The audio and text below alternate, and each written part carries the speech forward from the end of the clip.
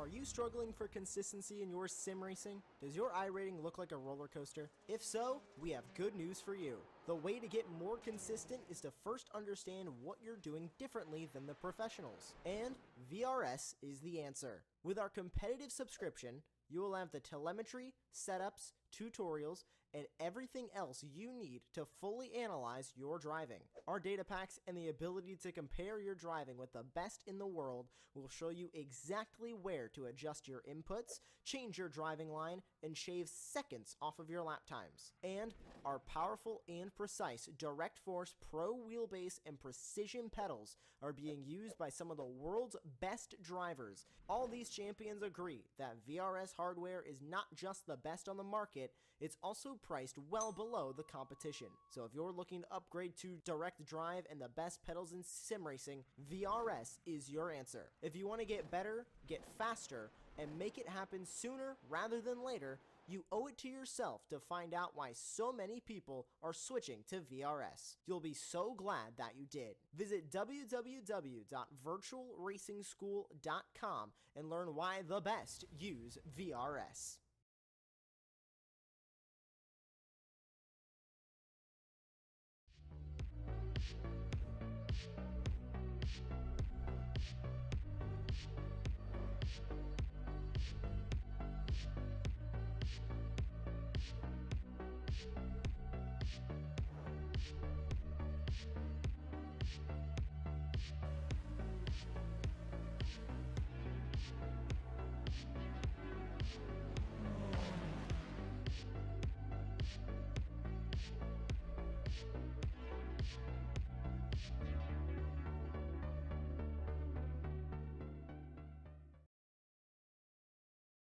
Ricmotech, high-performance sim racing equipment.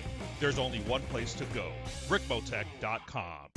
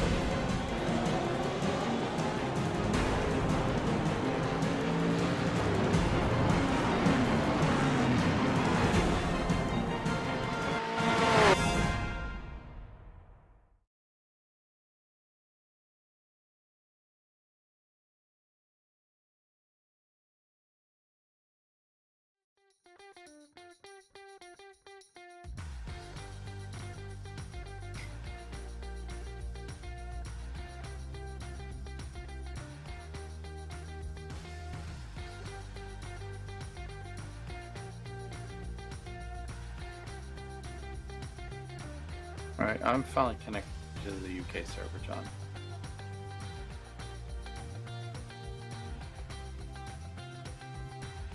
Out the buildings. Hi everyone and welcome to the Hungaroring, tonight's venue for round number 2 of the Extreme Motorsports Ricmotech World Challenge presented by Performa Texas Elite Graphics here on Apex Racing TV. 7 rounds, 3 continents, and some of the best GT3 and GTP racers around, and tonight it's a 75-minute contest in this very young season number 6. I'm Greg Ginsberg, and joining me in the announce booth as always is Larry Lefty McLeod, along with the two Johns, Jonathan Grabowski and John Robertson, in the virtual production trailer, bringing you all the views of tonight's action.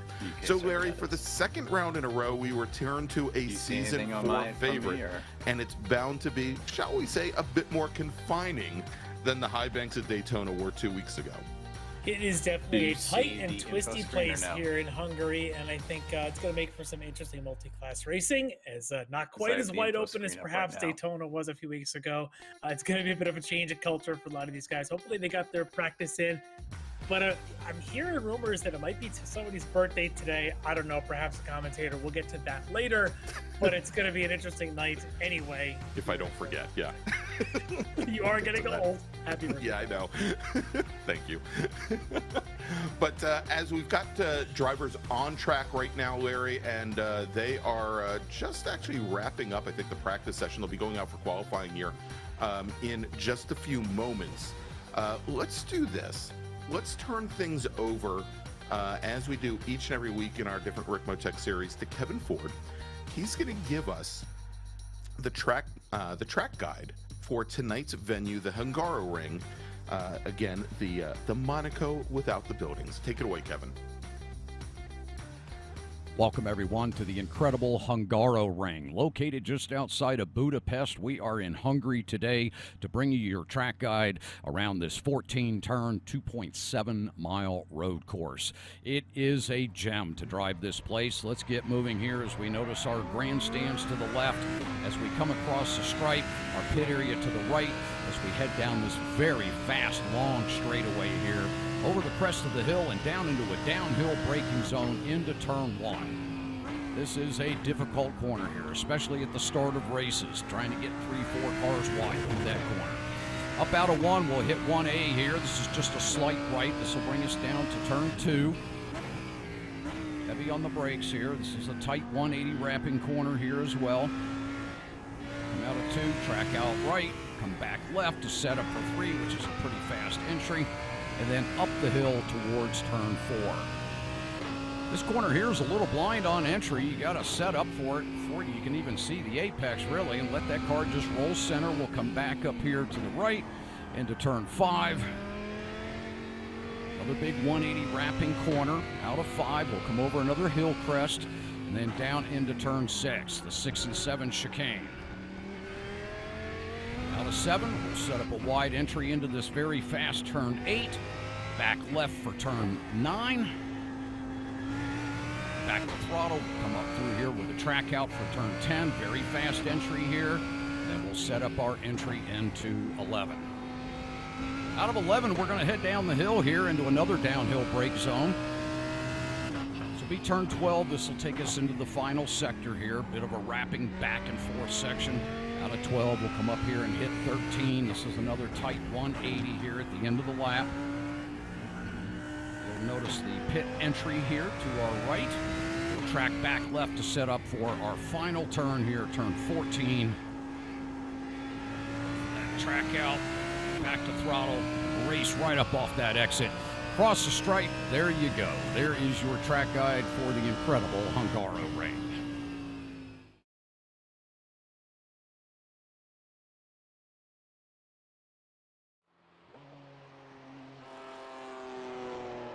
All right, and thanks so much to Kevin Ford for the track guide for tonight's venue, the Hungaroring, Larry. And as we get underway now, we've got the drivers heading out on track, and as they are, we've got a 15-minute qualifying session, as we always do here in the Ricmotech World Challenge, and we give our drivers 4 flying laps in order to set the grid for tonight's 75-minute race.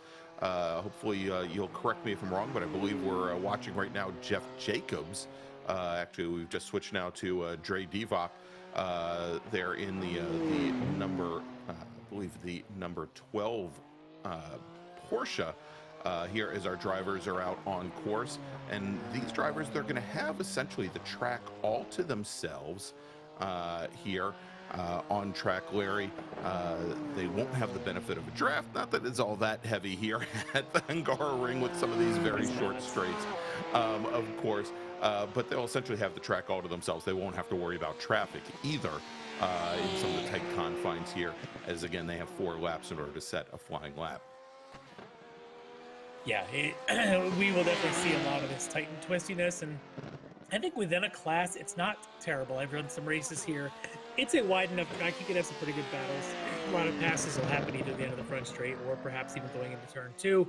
Maybe some other spots if you want to shove it in there, but some of the problems may come with the interclass mixing as our GTPs wanting to get through our GT3 field may have to wait a couple extra corners to get by because some of those spots may not be there for them. So it'll be interesting to see how they decide to do that. Now, we've got a much bigger field of GTPs tonight than we had even in round one. So I'm looking forward to that as those starting to see some popularity, those guys taking off now that the first of the endurance races in the virtual world has happened, as well as the real world has now seen them at the Daytona 24. So I think folks are starting to pick them up, and I think we're going to see some of that effect tonight. All right, Larry. So let's do this as our drivers are just getting underway and putting in those out laps for most of them. Let's take a quick look back 2 weeks ago to Daytona Speedway, a track that I think after this weekend that almost everybody should be very well accustomed to. And should say that things ended up quite differently for the Ricmotech World Challenge than they did for the Rolex Sports Car Challenge at Daytona. But we'll start off with our GT3 AM category, where Brian Long, driver of the number 76 Wrong Stuff machine, took the win. This was his initial run in the World Challenge, Larry, in the first time racing in any of the Ricmotech series. And interesting to note, I don't want to call it one and done for Brian, but he is going to be moving over to the GTP class. And I don't think I know he wasn't here for practice earlier. We'll have to see if he pops into the session. He may be taking the week off. But as far as I know, he's going to be racing GTP from here on out. Finishing second in GT3 AM was Brennan Horn, representing D2D eRacing in his Ferrari. And then Dre Divock in the Porsche 911 came home in third with Jeff Jacobs from the SCCA Foundation. There's Jeff coming home in fourth, just off the podium. And Flying Tortoise Motorsports' Russ Ruddick coming home in fifth. And I believe we'll be talking to Jeff Jacobs, hopefully, before we start this race. In GT3 Pro, it was an all Orion Racing podium with Travis Schwenke in his Orion Racing BMW M4 GT3 taking the win. Mike Dam, his teammate, finishing on the second step of the podium, and Robert Hartley rounding out the top three. Jennifer McDonald in her BMW M4 came home in fourth, with Chris Thorman in the D2D eRacing Lamborghini taking home fifth. And for the initial outing of the GTP class, and again, these are all the BMW M Hybrid V8s. Don't have the Acuras, don't have the Porsches in the system yet, but hopefully soon. All BMWs. It was a fairly decent sized field for round number one, and Palakui Grant took the win in the number 71 Fur Affinity Racing machine, and there he is, and that is without a doubt, Larry, I think the best livery that we have on any of the cars. Yeah, without a doubt, gotta hand it to him. Then we had Marlon Jones from Lead Paw Racing. Marlon, for the last couple seasons, had been running in TCR cars. Good to see him make the jump over to the prototypes. He came home in second. Then Stephen May came home in third place with Tom Pichette and Brandon Guillot rounding out the top five. And I understand we are having some issues with our graphics package here tonight. You know, you'll have to take my word for it, but the folks that finished in the top five in each class, well, they're currently in the top five standings as it runs. So let's do this, Larry. Speaking of our graphics packages, let's take a look and see where we are, as most of our drivers now have put in at least 2 flying laps. We'll start off with that GTP class, and we're watching Tom Pichette right now in the number 34 machine. He is currently your third fastest GTP driver on track with a fast time of a 132.30. Shane Larson, currently your second fastest driver in the number 31 machine. And Palakui Grant, our winner from round number 1, is your provisional pole sitter at this point with a lap time of 131.24. There's that for Affinity Racing machine, and you'll be able to pick out obviously all the BMWs. They've got that very Very wide set of air intakes in the front of the car, and obviously they don't look like any of our GT3 cars, but they should all have. I was gonna say they should all have blue mirrors, or, pardon me, blue mirrors, blue windshield banners, blue end plates, and it doesn't look like any of them do. So let's move on now to GT3, and we'll start off with GT3 Pro, where Lago Mores is currently your provisional pole sitter, driving the number 9 Lamborghini. Fast time for him so far, a 144.07. That is a 0.03 of a second advantage right now over Orion Racing's Travis Schwenke in the number 16 BMW. Mike Dam currently third fastest, only another 0.02 of a second off of Travis Schwenke. So at the moment, only 0.05 of a second separating our top 3 drivers in Pro. And as we get in and start to take a look as the race goes on, our GT3 Pro drivers, they all have the red mirrors, the red windshield banners, the red number boards, and the red end plates on their wings. That's how you'll be able to tell the difference between the pros and our AM drivers, such as Jeff Jacobs right now, who is currently second fastest in AM. The AM drivers will have the green number boards, mirrors, windshield banners, and end plates on their wings. Currently, Jeff is running second in AM with a fast time of a 144.57, but things are almost as close in AM, Larry, as they are in Pro currently, as Raymond Ryu, and actually I think the pronunciation is Raymond Rue, is currently your provisional pole sitter in AM, running 18th overall. Fast time for him so far, a 145.45. That's 0.12 of a second up on Jeff Jacobs. Edgar Sancinelli currently your third, and actually let's change that. Rue is now your second fastest driver, as Dre Divock just completed his third flying lap. He moves to the top of the leaderboard in GT3 AM with a fast time of 145.27. So just a little bit less than 0.2 of a second faster than Raymond Rue. Jeff Jacobs third fastest, then Edgar Sancinelli, Elias Halebi, rounding out the top 5 in AM, is the majority of our drivers now, Larry, rounding out and finishing up their 4 flying laps. Yeah, and you went through a lot of data there, and what we've got, my message is, we've got a lot of new drivers. We have a lot of folks that are joining us here in this second round, and it's really great to see the popularity growing. I talked already about how the GTPs are starting to boom. We've got, I don't know, 8 or 9 of them signed up here tonight, and that's great to see. Of course, our round 1 winner already on the provisional pole, waiting for everyone to keep up, but it's going to be tight. It looks like Tom Prashat's got himself a pretty good lap time in there as well. But the GT3 AM category, super tight there as well tonight already. Less than a second separating the top group. I think it's going to be a little bit crazy at the start here. It's going to be a lot of pack racing, a lot of similar times. The question will become is how well can they move through packs early in the race. Indeed, and Larry, big change in GT3 Pro. We're watching and looking at right now Mike Dam from Orion Racing. On his last flying lap, he turned in a 143.74, eclipsing Lago Mores' time by almost a 1/4 of a second. So Mores, who has also completed his 4th flying lap, second fastest Travis Schwenke, third fastest. And then we've got Thorman and another new racer, Brandon Glover, driver of the number 13 Lamborghini.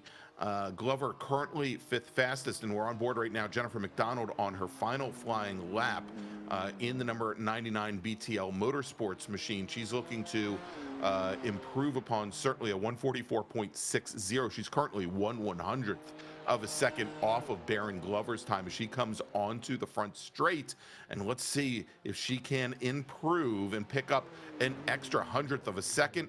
And she does. She puts in a 144.60, Larry, but she's just a couple thousandths off of Glover. She's going to start 6th in class. Now let's do this. I was talking about it a little bit earlier.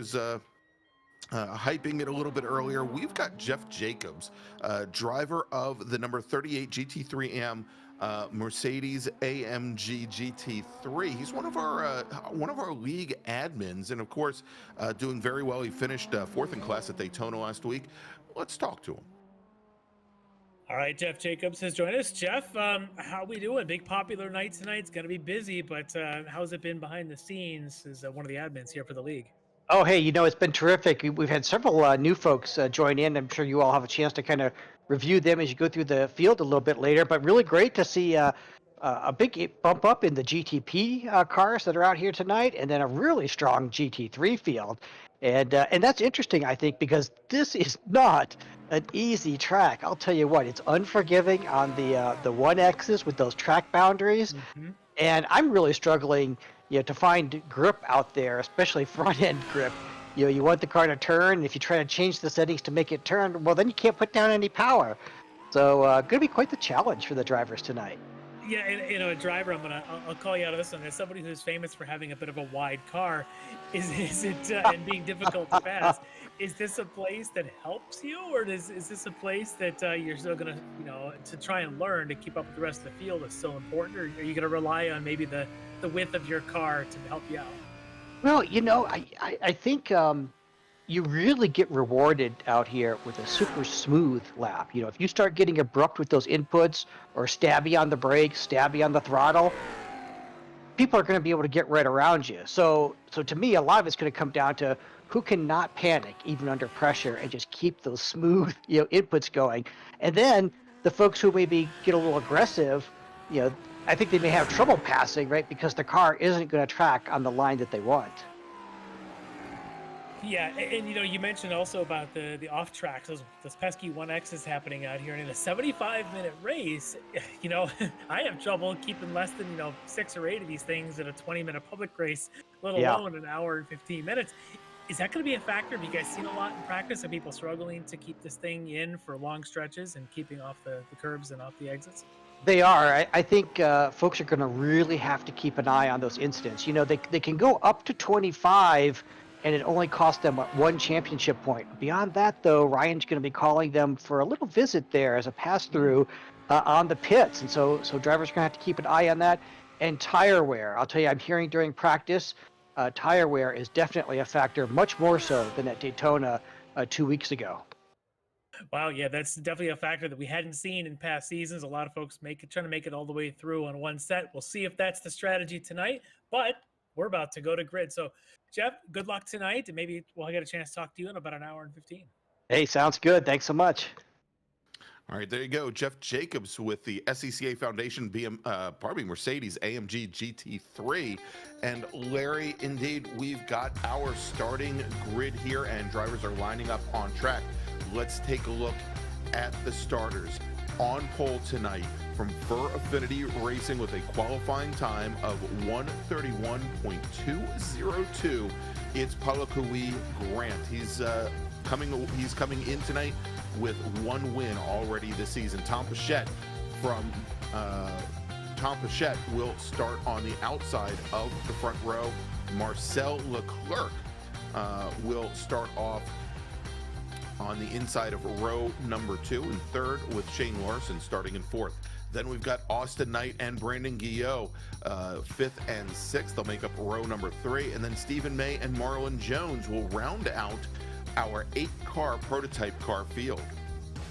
They will start on their own, and somewhat back from there, we'll queue up our GT3s, and they will be led by our pole sitter from Orion Racing, Mike Dam.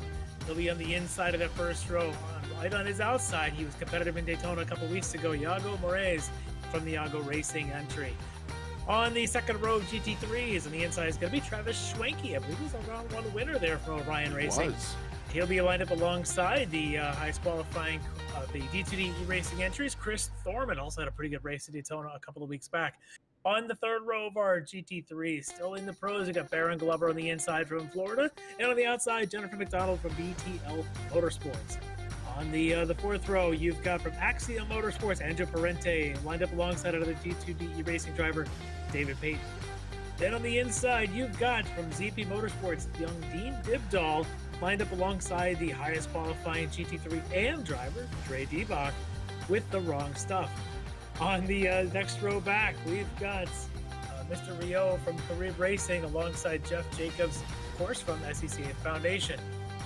On the next row, continuing with the GT3 AMs, Edgar Cicinelli from Frito Sport Racing alongside Elias Alabre from Lay Pro Racing, followed by Brennan Horner, pretty far back in the field tonight, TTD Racing alongside Bruno Belny, and we are about to go green as we come off the last Indeed, we are, quarter. Larry. We've got a very short pace lap here as we've got the GTP cars now coming out of the final corner, and green flag is in the air. Our stewards have given the command, and we are racing here at the Hungaroring as jumping out to an early lead is Palakui Grant, and you can see they're now battling it out for second position, Larry.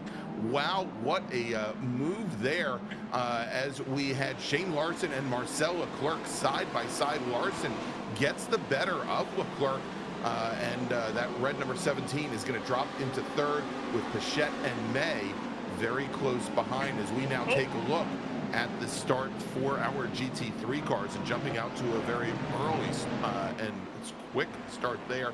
The two Orion Racing machines, Mike Dam, the number 93 machine, he is your leader. Then we've got Iago Mores. He is running in third in the Lamborghini, with Chris Thorman running in fourth as we jump back over to this GTP battle. And already, Larry, big fight for the lead in GTP. Oh, it was a bit crazy for GTPs. They came down into turn one. At one point, they were 4 wide in the back. Austin Knight had a bit of an off. He was able to continue, but Marcel Leclerc did not continue. He's actually in the pits already after about, I think it was about turn 3 or turn 4. He had gotten loose and made contact there. But at the front, here between Palakui Grant, Shane Larson, and Tom Bichette, these three are very tight together. Even in qualifying, Larson was able to stick pretty close to Grant's time, so this could be a pretty good race here. Last time out at Daytona, Grant really kind of ran away with it, but I'm sure if you're Shane Larson, you're hoping to stick with Palakui, at least for the first stint in this race, as the rest of the GTPs are starting to spread out.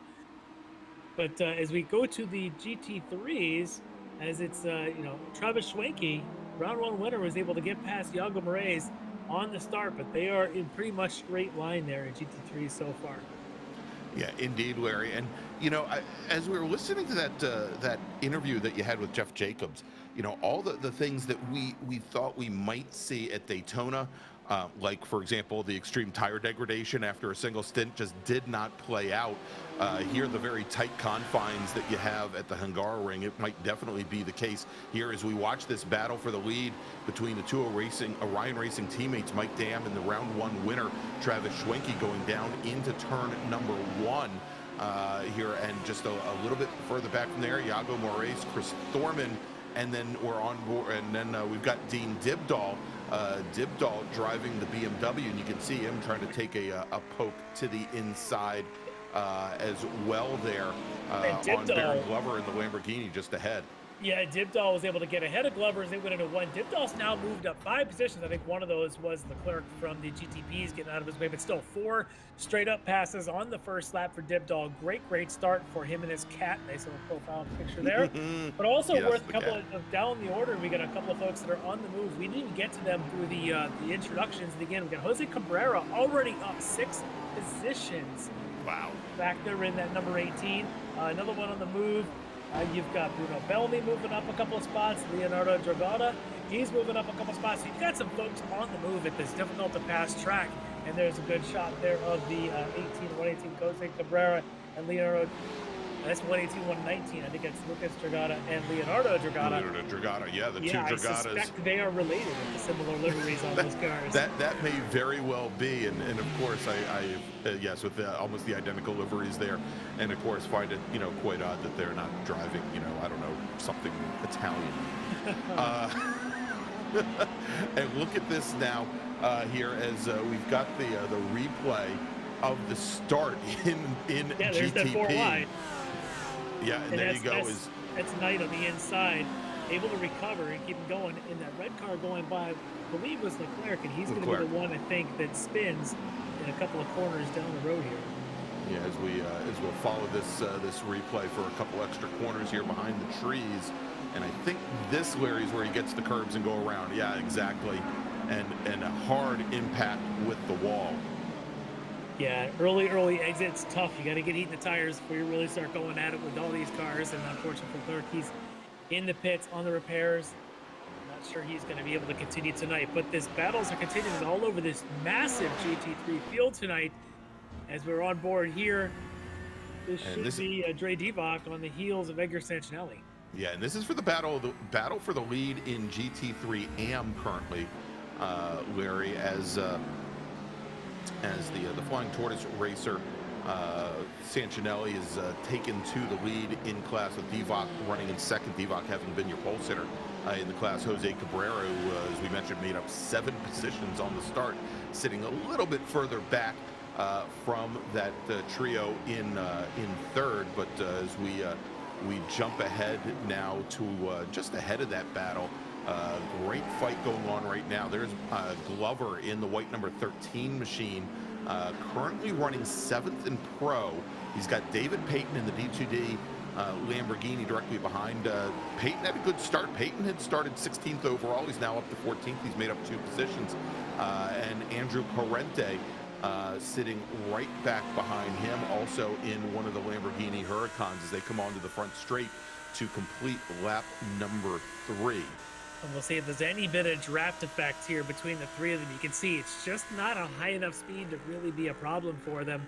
So into 1, the same way they came out of turn 14, all of them just in a line there with 13 Glover leading this little triplet. Yeah, and so it looks like Stephen May right now, who started off in the number 50 machine, he is now sitting in the pits after an early incident, as is Marcel Leclerc in that GTP number 17 machine we talked about a little bit earlier. And I think we just saw the replay there, Larry, of somebody going off and hard into the wall. And was that that was Stephen May in the number 50 GTP machine. So looking at that, Larry, I think there's a good chance he might be there for a while. Yeah, and that's Jose Cabrera, the 18 car, trying to find a safe way to re-enter the track. Looks like he did, right in front of that Leonardo Dragata back, right in between the Dragata boys. So the Ferrari split the 2 twin Porsches there. Yeah, so already, Larry, we're seeing the effects of the tight confines here. Obviously, some drivers made out incredibly well, like Santinelli, like Dean Dibdahl, like Leonardo Dragata as well, moving up 8 positions on the start.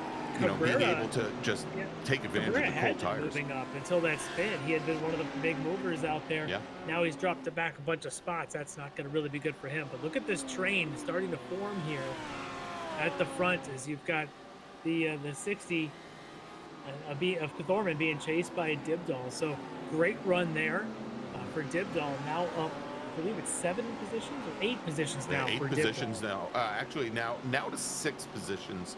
I think as I'm looking at it right now, but I think the one thing, and we'd be remiss, Larry, and he's in a very different machine now as Dean Dibdahl, running the BMW.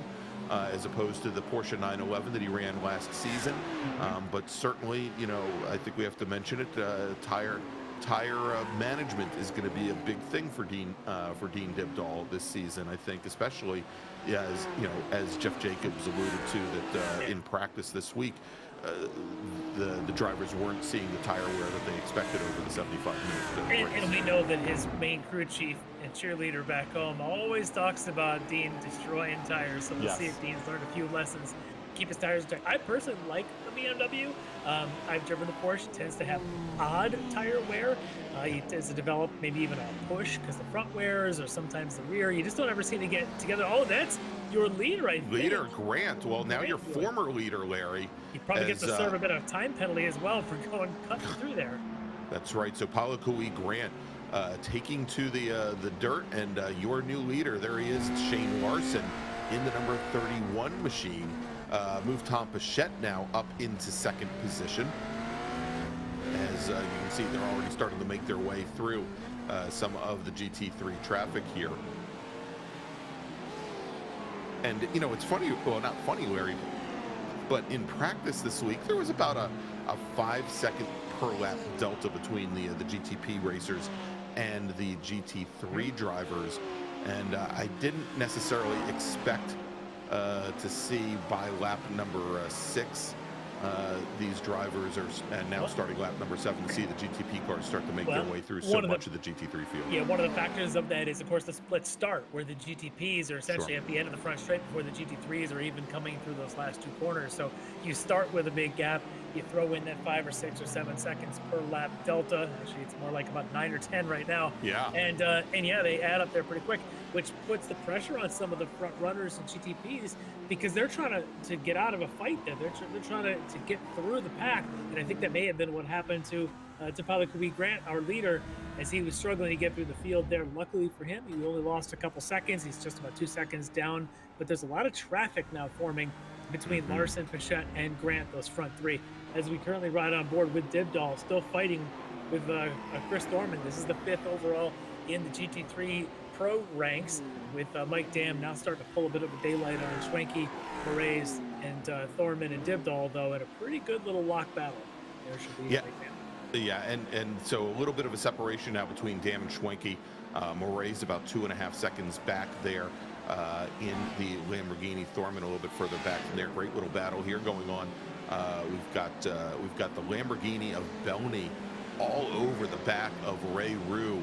This is the battle for 3rd right now in AM, and it's been like this really for the last 3 laps or so, as they're getting into this very tight section of the course here, or coming out of the tight section of the course, coming onto the front straight. And we'll see here if the Ferrari can get a good run. This is probably, Larry, going down into turns 1 and 1A, the widest sections of the track, probably where you have, the biggest chance of, making a pass here, even though it is obviously quite tight through 1. The hairpin is pretty tight and doubles back on itself. Sometimes your best move might be just to get alongside and have the inside then for turn 2, the corner going through right here. But these guys are going to start fighting. They may not want to be getting too comfortable, because they have a very fast Leonardo Dragota coming up behind them, who's clipping that anywhere from half a second to a full second faster. There you can see him in that multicolored Porsche, just a couple of cars back, as one of our GTPs snakes between. Oh, it's just crazy to watch that pace. As we're back on board here with Dragota, look at him. He can see that battle of Rue and Belny right in front of him. There's the up 8. That's 8 positions improvement for Dragota already. And going off right behind Leonardo Dragota was Brandon Guillot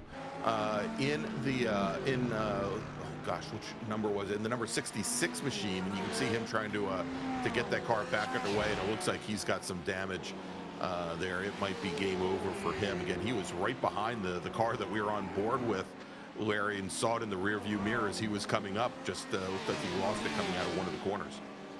Yeah, that's just unfortunate. Again, you're still sort of early in the race. You got to pace yourselves, but it's sometimes so much anxiety just trying to get through some of this field.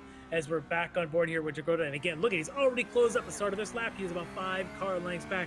That's gone, as he is right up on the heels now of Belny, who's trying to find his way around Rue. These guys battle it all, and I suspect Dragota's going to try and go right between them, maybe by the end of the straight, see what kind of run they get, as they're also trying to stay out of the way of the GTP cars coming right down the inside. Yes, I'm trying to see which GTP that was there. Their own paint scheme. I want to say that's Jones, isn't it? Jones, I think that's Marlon Jones in the 25 machine, yeah. Well, let's see here anywhere. Opportunities for Dragota to get through this Belny-Rue battle. We talk about how difficult it is to pass here. Imagine trying to pass 2 of them, even if you've got pace on them. Well, and look at this now, is Parente and Peyton, the 2 Lamborghinis, door-to-door with Dre Divock, who is our AM category leader, directly behind. This actually kind of reminds me, Larry, I'm seeing so many parallels to the 24-hour Daytona this past weekend, where we had the GTD or GT3 Pro class and the GT3 or GTD class, which were essentially 1 pro driver and 2 AM drivers, and they were all running similar lap times, 2 different classes, but all just embroiled in each other's battles, as we've got Marlon Jones once again trying to snake his way through this group as well. Yeah, that's where it just gets interesting, is he can't really go any faster through the little corners and the slow stuff, and can't really use that extra power. But I tell you right here, this Ray Ryu is a very wide Porsche right now, doing everything he can to hold his position. Look at him running wide right, coming off of the second to last hairpin. Can't quite get down to the apex here for the last hairpin. Well, there he does, and maybe gets a little bit of a tap for his for his effort there. Yeah, big accordion effect there. Belny, good job to not run in the back of him. Dragoda thinking, I got to get by these guys, because D-Bach is starting to run down up the road there, about 6 or 7 seconds ahead.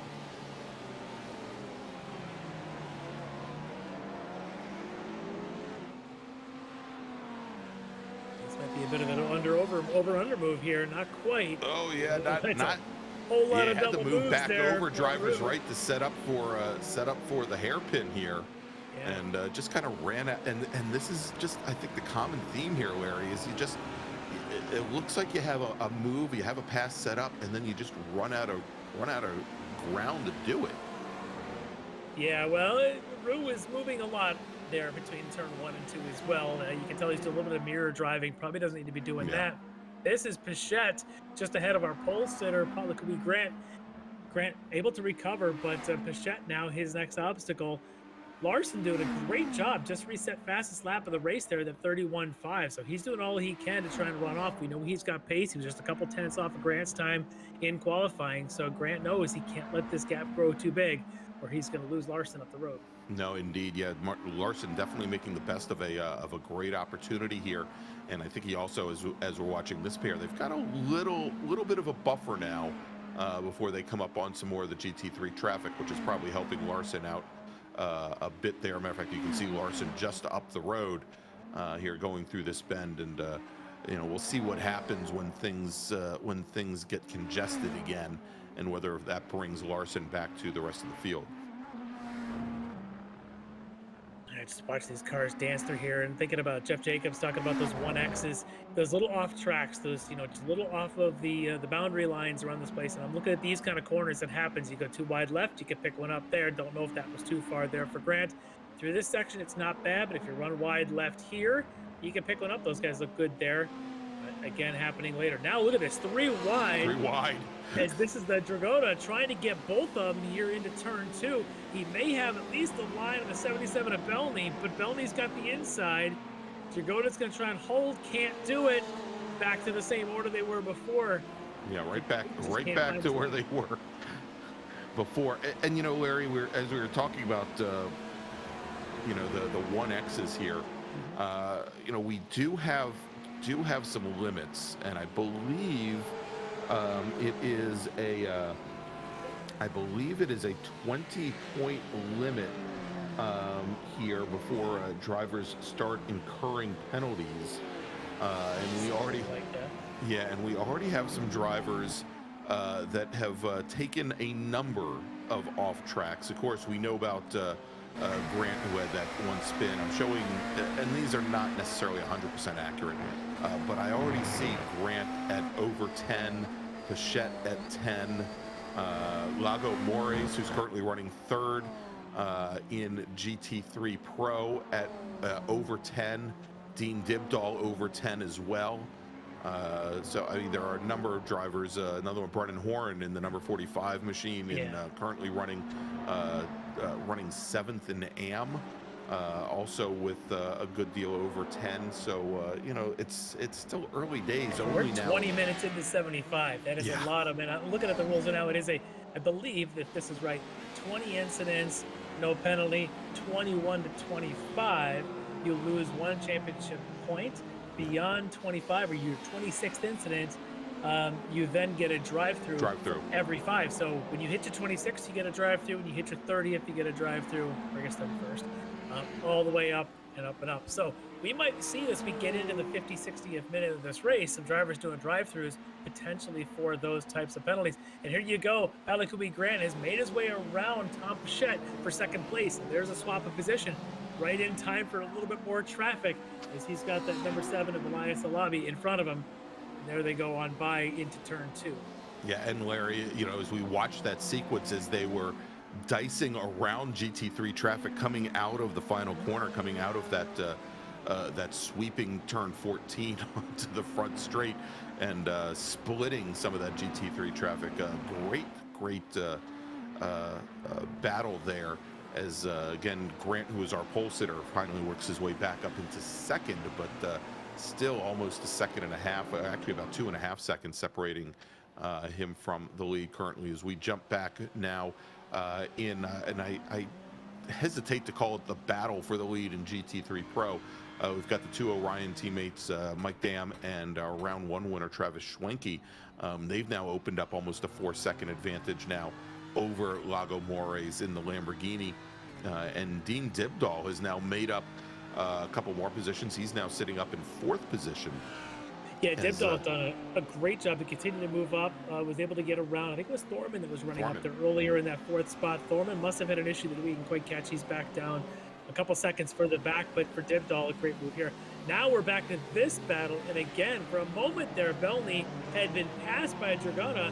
Dragona now behind them both again, as now it's Belny leading Rue and Dragona into turn 2.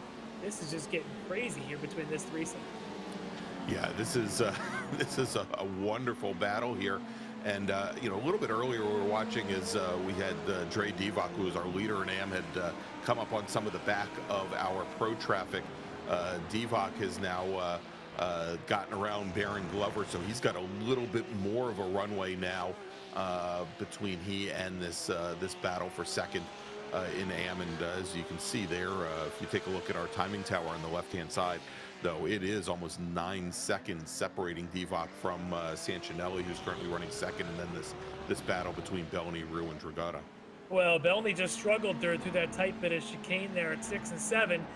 At the same time as he's got GTPs behind him, and there goes Dragona, finally able to get around Belny and kind of using a little bit of a moving screen there at the GTP car. Yeah, and Larry, that's the battle for the lead in GTP. We were talking about what would happen once Shane Larson came up on some GT3 traffic, and what has happened is that multi-second advantage that he had over Paulo Kui Grant, well, it's now gone.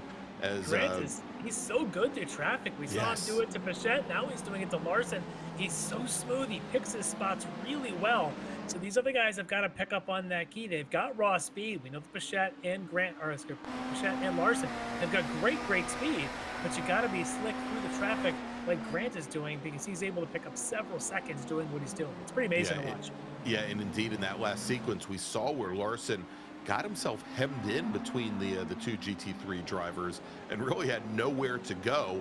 And you know, Grant had every opportunity to pull right up to the gearbox here, and we can see this battle now is it looks like they've got a little bit of free traffic, or free air, pardon me.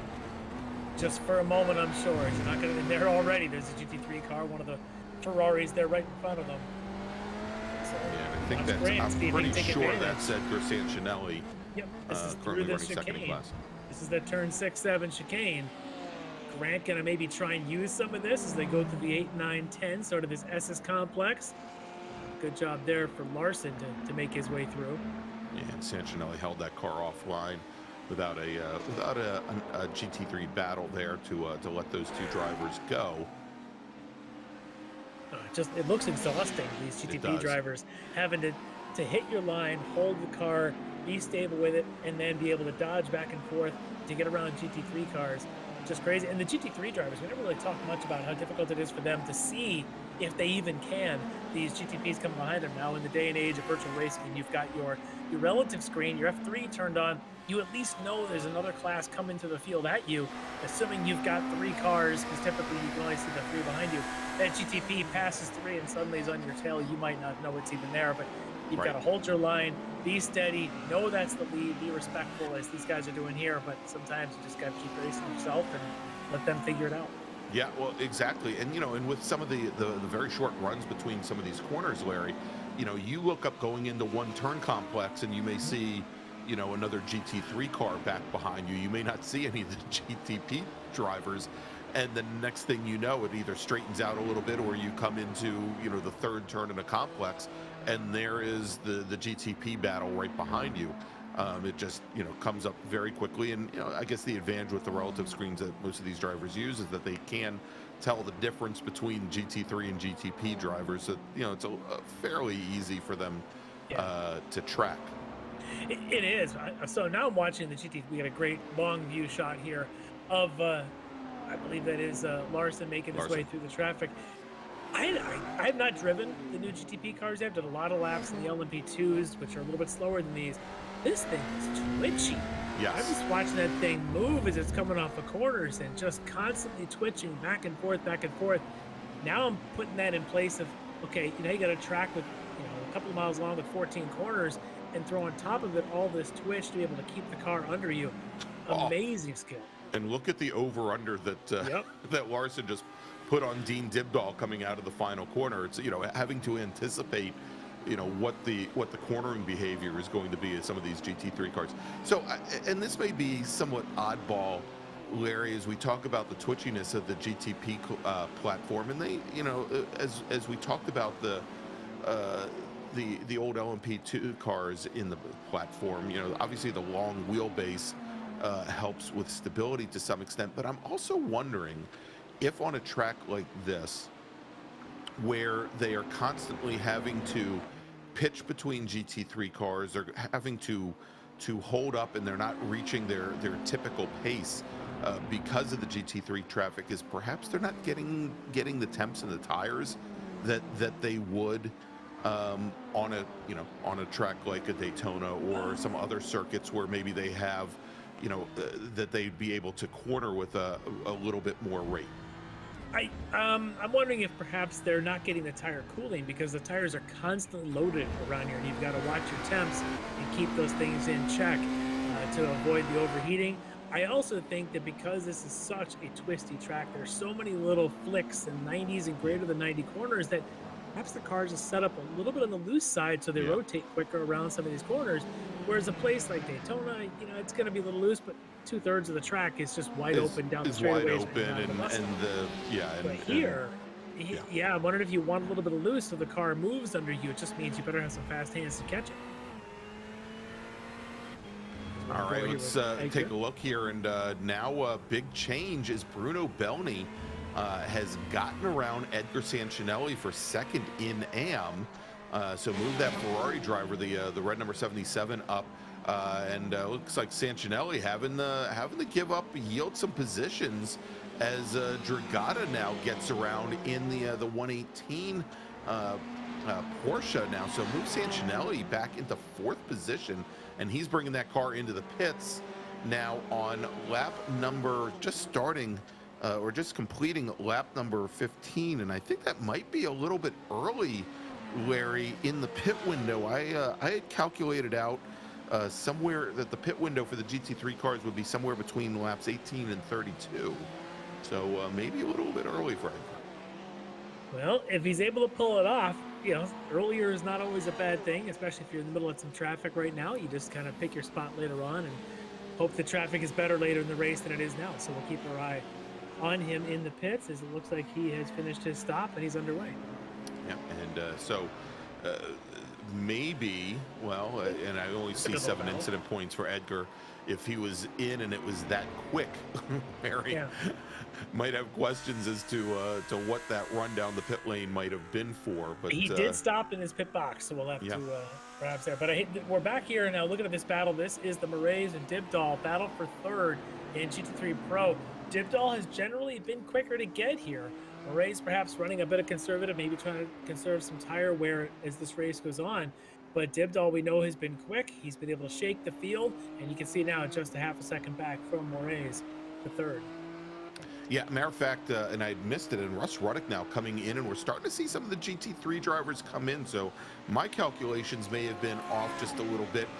Jeff Jacobs had pitted in 2 laps earlier and also spent about 22 seconds in the pit box, about the same as Edgar Sancinelli. And so David Payton now pitting in from 8th position in GT3 Pro. Payton is in.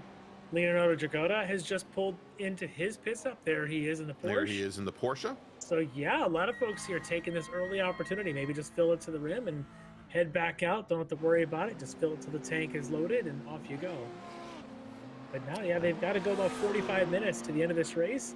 We'll see if anybody actually takes tires.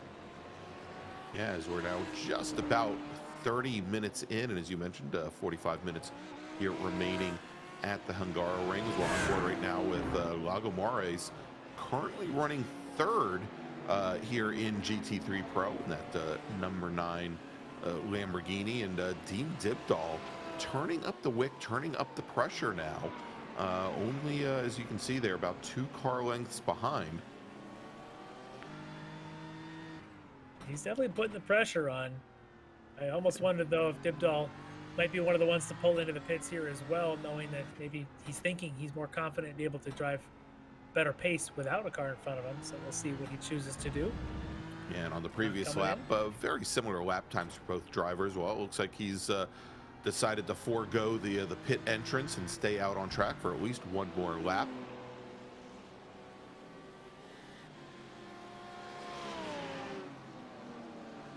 As they cross the stripe with about 1/10 of a second separating them there.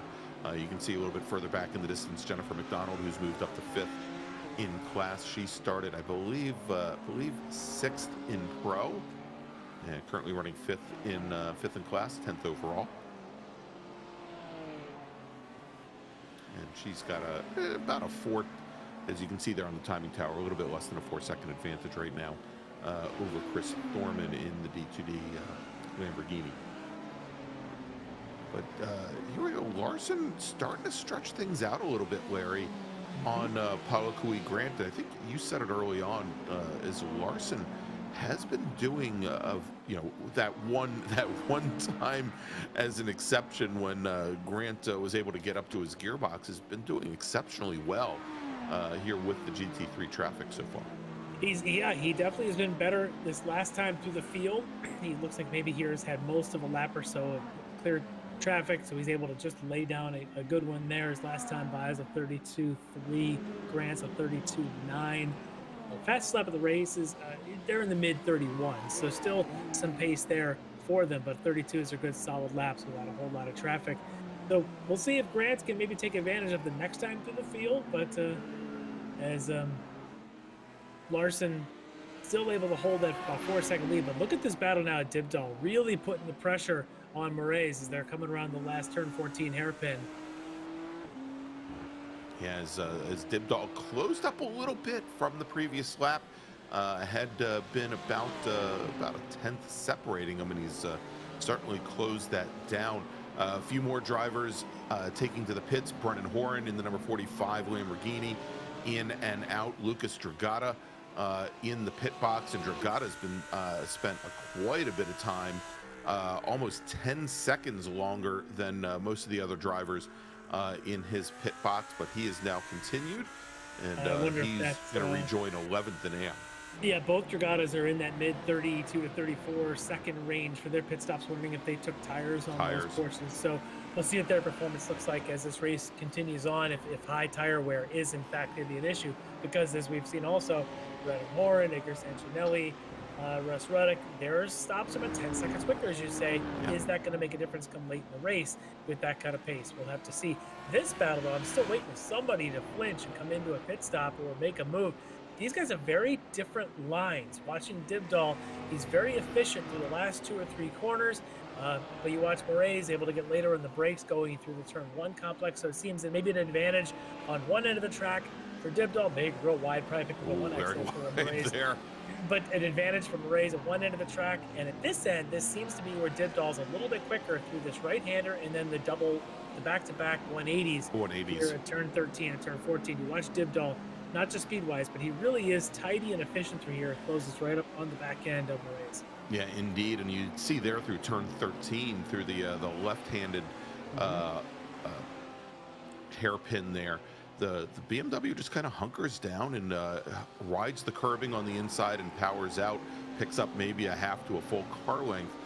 But this time coming out of the final corner, Moraes with a little bit more of an advantage over Dibdahl, and you can see the difference there is Dibdahl trying to use a little bit more curbing and getting that car woed down than the Lamborghini. Now, Larry, we were watching the incident points here as we see dropping a wheel there was Travis Schwenke, currently running in second, and to say that the numbers are rising astronomically might be an understatement.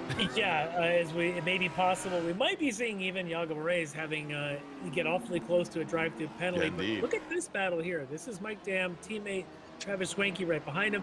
This was about a second and a half between them, not that far back. Mike Dam struggling a little bit here now. Starting to wonder if maybe tire wear is starting to play a factor. These guys had and they still do, about a 5-second gap on Yago Moraes and Dean Dibdahl there for third and fourth. But Dam, not quite as clean as he had been earlier in this race. No, indeed. He's starting to slide around a little bit here. Although I'm seeing, again, looking at the incident points that have been picked up, it looks as though Schwenke perhaps opening up some of these corners a little bit more than Mike Dam. And look at that, for a moment there, it looked like Dam was feigning coming into the pit lane. I can't imagine that wouldn't be something that's coordinated between he and Travis Schwenke, but for a moment there, it looked as though he might dip in and decided to take another lap. Perhaps, deciding now when to do those stops, but look at under braking. Look how late on the brakes Schwenke was. Late. Going into 1 and 1A there. So Brennan Horn now pits in, Larry, from 10th. And I was looking to see if it was an actual pit stop or whether or not it was and it was a pit stop there. I think not a drive-through, but I'm showing him at somewhere around 29 incident points currently. So might be problematic for him as this race goes on, as Bruno Belny now is going to pit in from second in GT3 AM in the Ferrari, the number 77 machine. That's going to leave Dre Divock out on track as your AM category leader. Keep an eye out for where he comes out relative to Sench and Elian Dragota, the couple of guys he was battling with earlier. So they are currently, as you can see, 6th and 7th in the AM category, but they've got their pit stop in. So we'll watch for that.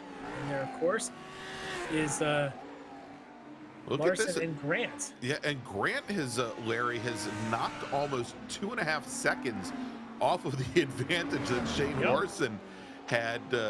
You giveth and you taketh away, as Grant now right up to the back of the number 31 machine once again, as they are having to work some traffic here through the twisty sections. Yeah, the 31, the 17, whatever number you want to call it, as the graphics are a little bit different than my screen, but at least we know who it is. That is, of course, Shane Larson and Public Grant.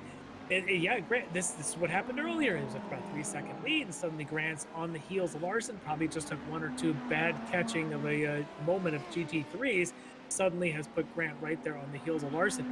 I'm wondering how aggressive he'll be at this stage, knowing that they also will have a pit stop coming up. We're past the halfway point of the race, right there at the halfway point of the race, and wondering if these guys are thinking about when their stops are going to be, and perhaps wondering if maybe use your free traffic and free clear track when you can, but if there's a whole gaggle of GT3s ahead, maybe that's where they decide to that's when you poke in.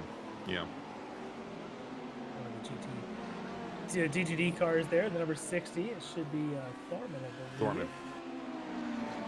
Trying to get out of the way of them. Wow. Working very well. And look at that, and open the door for a moment there to Grant. For a moment, it looked as though Grant would just try to shoot the center, and then move back over to get the draft of Shane Larson. I think that might have been one of Grant's maybe best opportunities there, at least on this lap, to take the lead. But here is they're going to come up right onto the back of a lot more traffic as they come up on Jennifer McDonald. And just ahead of McDonald is going to be that battle between Dibdahl and Moraes. And look at this. Oh, actually, that's not Dibdahl. That is the yellow Porsche row. Yeah. Traffic is definitely getting intense watching these guys. And I'm really thinking here, Grant could do himself a huge favor by just ducking in and not have to deal with this. But right now, speaking of ducking in, it's the Orions. Both of them, Mike Dam, Travis Schwenke, 1, 2 in pro, they are in. And you can see here is both of the GTP cars, Larry, decide to stay out, and you can see why. As soon as they get past Mores and the Lamborghini, they've got at least a little bit of clean air. Here we'll see how long that lasts. But you can also see Larson now getting a bit defensive, coming down into one. He went to on the front straight, went to the center of the track to try and break the draft. And went to defend into one as well. Yeah, they're definitely fighting, even though we're not quite to the end stages of this. They are fighting a lot in this race. And look at that. Just wants to get inside the GT3 BMW right before that turn 4, and does to put just enough daylight ahead of Ian Grant. That was a dangerous move, but it paid off. It paid off, and Grant got hung out to dry there out on the curbing. Now, this is going to be interesting as they come up on, there's Jeff Jacobs right there with Belney and Brockway. Yeah, that's the 77 of Belney that was alongside Larson. Larson trying to get through all this. There's the 62 of Brockway. He's going around, and now he's going to try and head down and try and get inside of the 118 of Jorgata, one of the Jorgatas. Before they get through the last couple of hairpins, he's going to try and zip by him, and hybrid power does its trick. As there you can see Grant making sure he gets his nose stuck in there. Well, this is crazy. Is Grant going in? Not this lap, as they both stay out and round turn 14 to start lap number 27. Well, you can see there where both Larson and Grant are using the draft of the GT3 cars all the way to the last second. They come up almost right to the rear bumper, and then they'll pop to the inside. Yeah, both of them. There's that twitch you were talking about, Larry. Yeah, it's crazy to watch. Yeah, the rear end just walked out on Larson there, going through 1A. Now, if the tire temps become an issue in this car, that's the way you want to do is to take a lap to kind of settle, but he doesn't have time to settle. He doesn't have the opportunity because he's under attack. Exactly, he's being chased. So if he's really cooking the tires, weaving through traffic, and loading this car up, there's no place to cool. His best bet might be to pit, but right now it's just game on between he and Grant. All right, and now heading to the pit lane, that is Austin Knight in the 210 machine. Was in 4th spot, coming in for his one and only stop, we suspect. Yeah, Austin running for Lead Paul Racing here in GTP. Might have the fewest number of incidents of anybody in the field right now, so able to keep it in. I was gonna say he may very he and actually Russell Ruddock, I think, may have the market cornered right now, and if he hadn't had that off on lap number 1. He might not have any here as we watch as Schwenke and Dam now fight their way through some of the pro traffic. And let's take a look here, Larry, in AM. And, well, now we probably know why Austin is heading to the pit lane. That, well, not only that spin, whoa, there we go, that spin on lap 1, little incident there, and I think he probably doubled his incident point total there just in that last little sequence as Knight heads to the pits, currently running 5th in GTP. Yeah, just again continuing with these two, lap to lap, waiting for the traffic to clear. They burst through for about half a lap, and then they catch up with some more traffic. Grant not able to find his way by, but wondering if he really doesn't want to or need to yet. Perhaps thinking, let's just sit back, collect some more data, find an opportunity, perhaps even with pit stops. Who knows? Maybe he's saving a little bit of fuel. Maybe that's his thought, is he can go light on fuel and then come in for a shorter stop. We'll have to wait and see how that plays out between these two. But just amazing to watch the skill of these two, really containing these cars. We talk about how twitchy they are and the traffic. Both these two, with Shane Larson and probably Corby Grant, doing a great job. Yeah, this is a great little sequence here as they are going to take another lap, but Larry, to watch them, point, counterpoint, move, counter move through all these GT3 cars. Here comes the snake down the straightaway. We're going to have a little bit of draft braking going on between Larson and Grant. Not happening for a pass, but definitely some gains going on out there. Yeah, certainly this time by, I think Larson definitely starting to feel the pressure from behind. Now, I'm wondering how effective the draft on the front straight is in these GTP cars, because it hasn't appeared as though the trailing car, Larry, makes up a lot of ground even when they're within 3 or 4 car lengths. Yeah, you probably still need to get it down to probably about half a second to really be in a strong draft. But the way they come off the last corner, being the straightaway, isn't the longest. So getting a good run up the last corner is critical. And is this going to be a bit of a late on the brakes for Grant? He's going to blow right by and take up a penalty. That's it. Grant runs deep and into the gravel. He's going to lose a lot of time there as they were trying to get past some of that GT3 traffic, and that now moves Palakuli Grant. Everything that he had made up in that battle with Shane Larson, he is now almost 3.5 seconds in arrears. So he looks like he may have just kind of misjudged the closing rate as he was catching up on Larson, and then Larson with the traffic in front of him maybe even checked up a little bit early. Yeah. And then it makes matters worse. Once you're underneath somebody's washed air, you lose that front end downforce. The tires just don't want to stop for you. Don't do anything. Yep, and all he had to do was just, luckily, he was able to take the evasive action, get into the overrun there. Hopefully he served his course cut penalty by now and back out of the way, but 3 seconds. Let's catch a quick replay and see how watch him avoid this incident. So we're on board with him there on the upper left. You see him coming up here. So coming up to that turn 6, and he's so late on the brakes. Oh yeah, not expected at all. Good he had to do that, or he would have taken both himself and Larson out under braking into the corner there. Wow.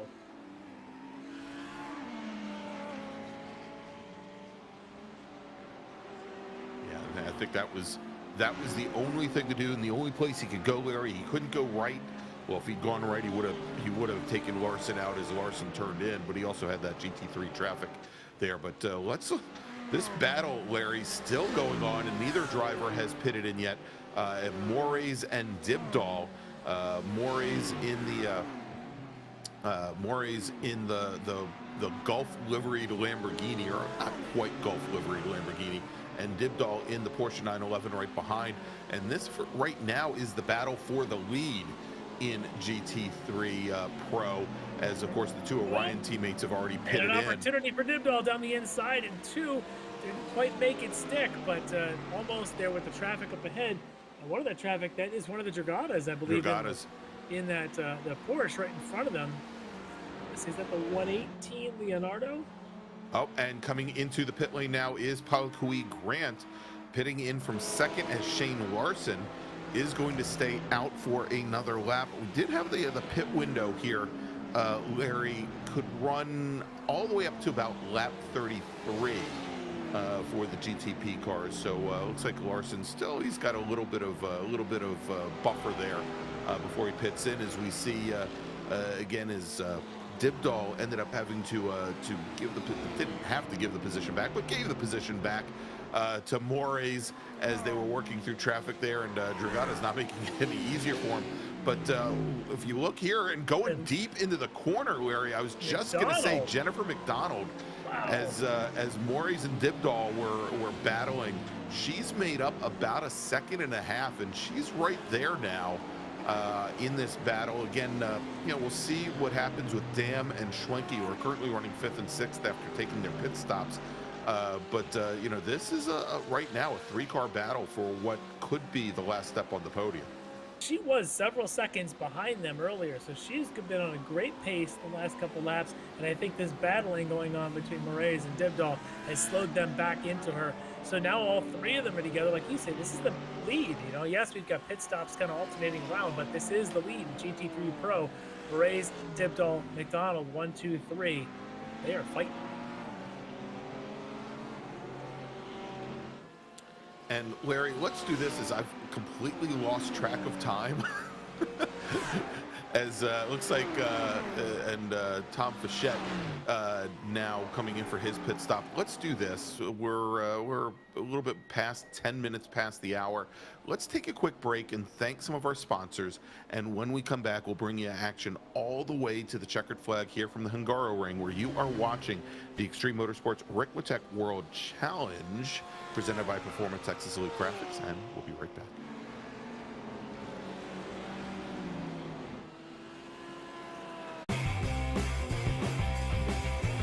Ricmotech high-performance sim racing equipment. Whether you're just looking to have fun, train for race day, or become a serious esports competitor, Ricmotech has you covered. Hundreds of name brand parts, support from experts that love sim racing, trusted by the pros. There's only one place to go, Ricmotech.com.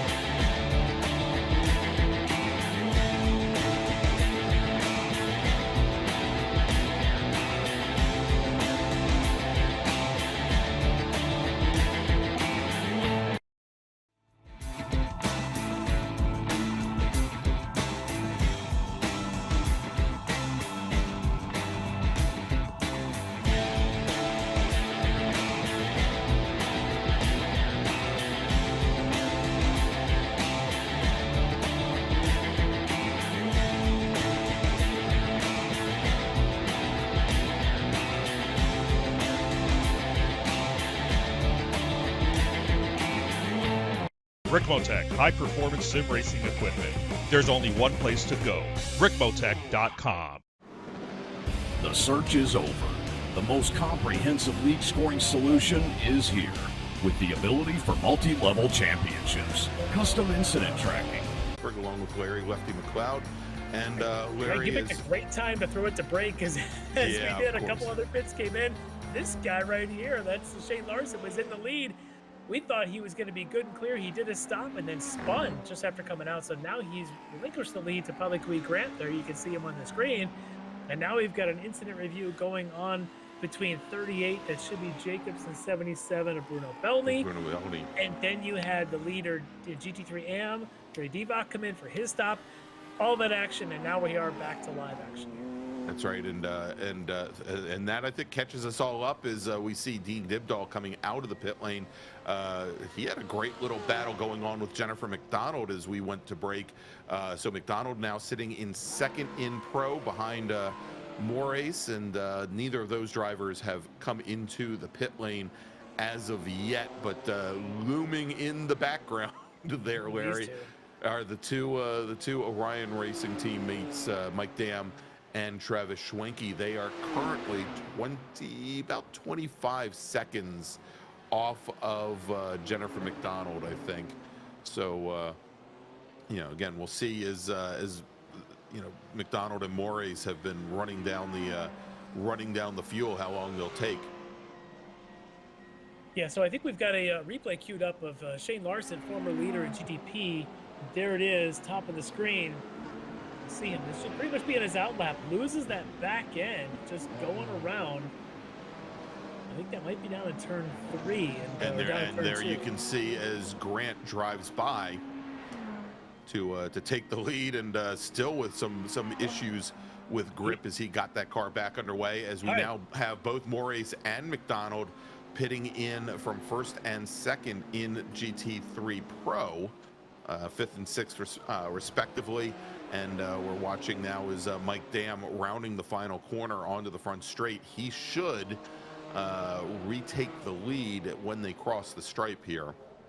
Now, I want to note that the pit stop times for Dam and Schwenke very fast, in that 16-second range.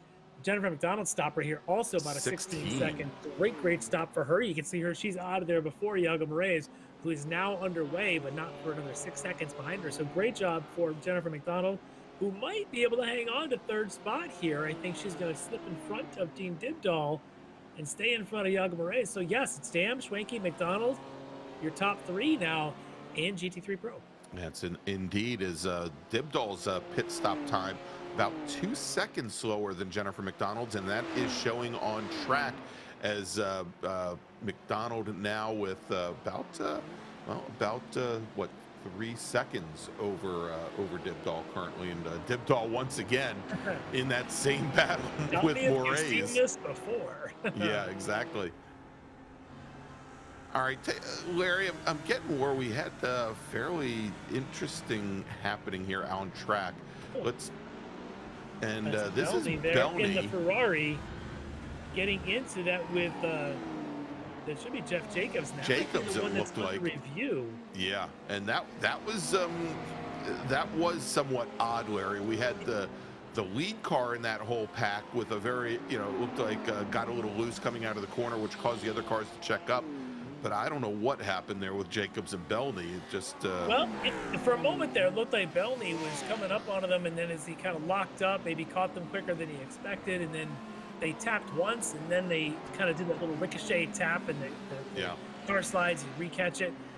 I'm not sure what the marshals are going to say. This will be an interesting review for them. They are taking a look at it, but either way, neither driver doing much of that. Belny in the pits for the last couple of minutes. He's pretty much out of this race.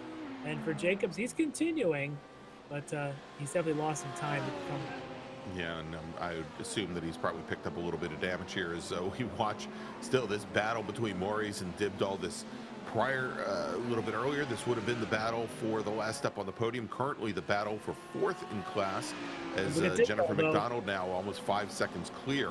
Dibdall trying a bit of an up and under. He keeps going using that curve, a corner entry of 1, trying to catch a little bit of a late apex and maybe try and catch Moraes going into 2. He has not been able to make that work. Moraes doing a great job of defending into 1 and still getting the power down in that mid-engine Lamborghini as they head into 2.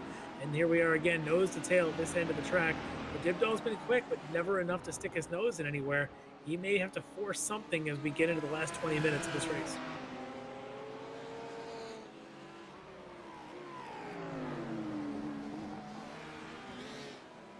We watch him here coming through the chicane, Dibdall get through some of the tight sections here. I think the little bit shorter wheelbase of the BMW is definitely helping out, but and he's been, as you mentioned, he's been using the curbing, the apex curbing quite a bit, Larry. I think helping to get the rear end of that BMW to rotate and able to get the power down a little bit earlier than the Lamborghini and get a good jump out of the corners. But as we see here, I think the BMW is more forgiving for that. I've heard a lot of people tell me the Lamborghini is not very forgiving at all when it comes to curb usage. So you're seeing that here playing out with Iago Moraes having to stay off of them, whereas Dean can really hammer those things in your more classic touring car style of just beat the crap out of the car and get up and on those curbs. He's doing it, but it isn't really paying off for him yet to be able to make any passes. As we flash back up to here, this is the battle, I think, for second in GT3 AM between Dragata, Sancinelli, and Jacobs, who was involved in an incident earlier, still lurking back there behind them. Yeah, indeed, as they just had our leader, Paulo Cui Grant, work through. But this has been also a very tight battle, and as Sancinelli had been up in as high as second earlier, and has worked his way back up after having fallen off and having given up a few positions earlier on in the race here. A great little battle. Yeah, also with the Porsche of Dragata. Yeah, with all the work the stewards are doing to review everything, 57 Sancinelli there in that white Ferrari was actually given a bit of a warning, contact warning for avoidable contact. So they're watching everything in here to make sure the thing stays clean. They're earning their keep tonight with all the near contacts or actual contacts. The races, you've got Larson now trying to get his way around this battle of GT3 AM. He'll go around the outside in turn 13.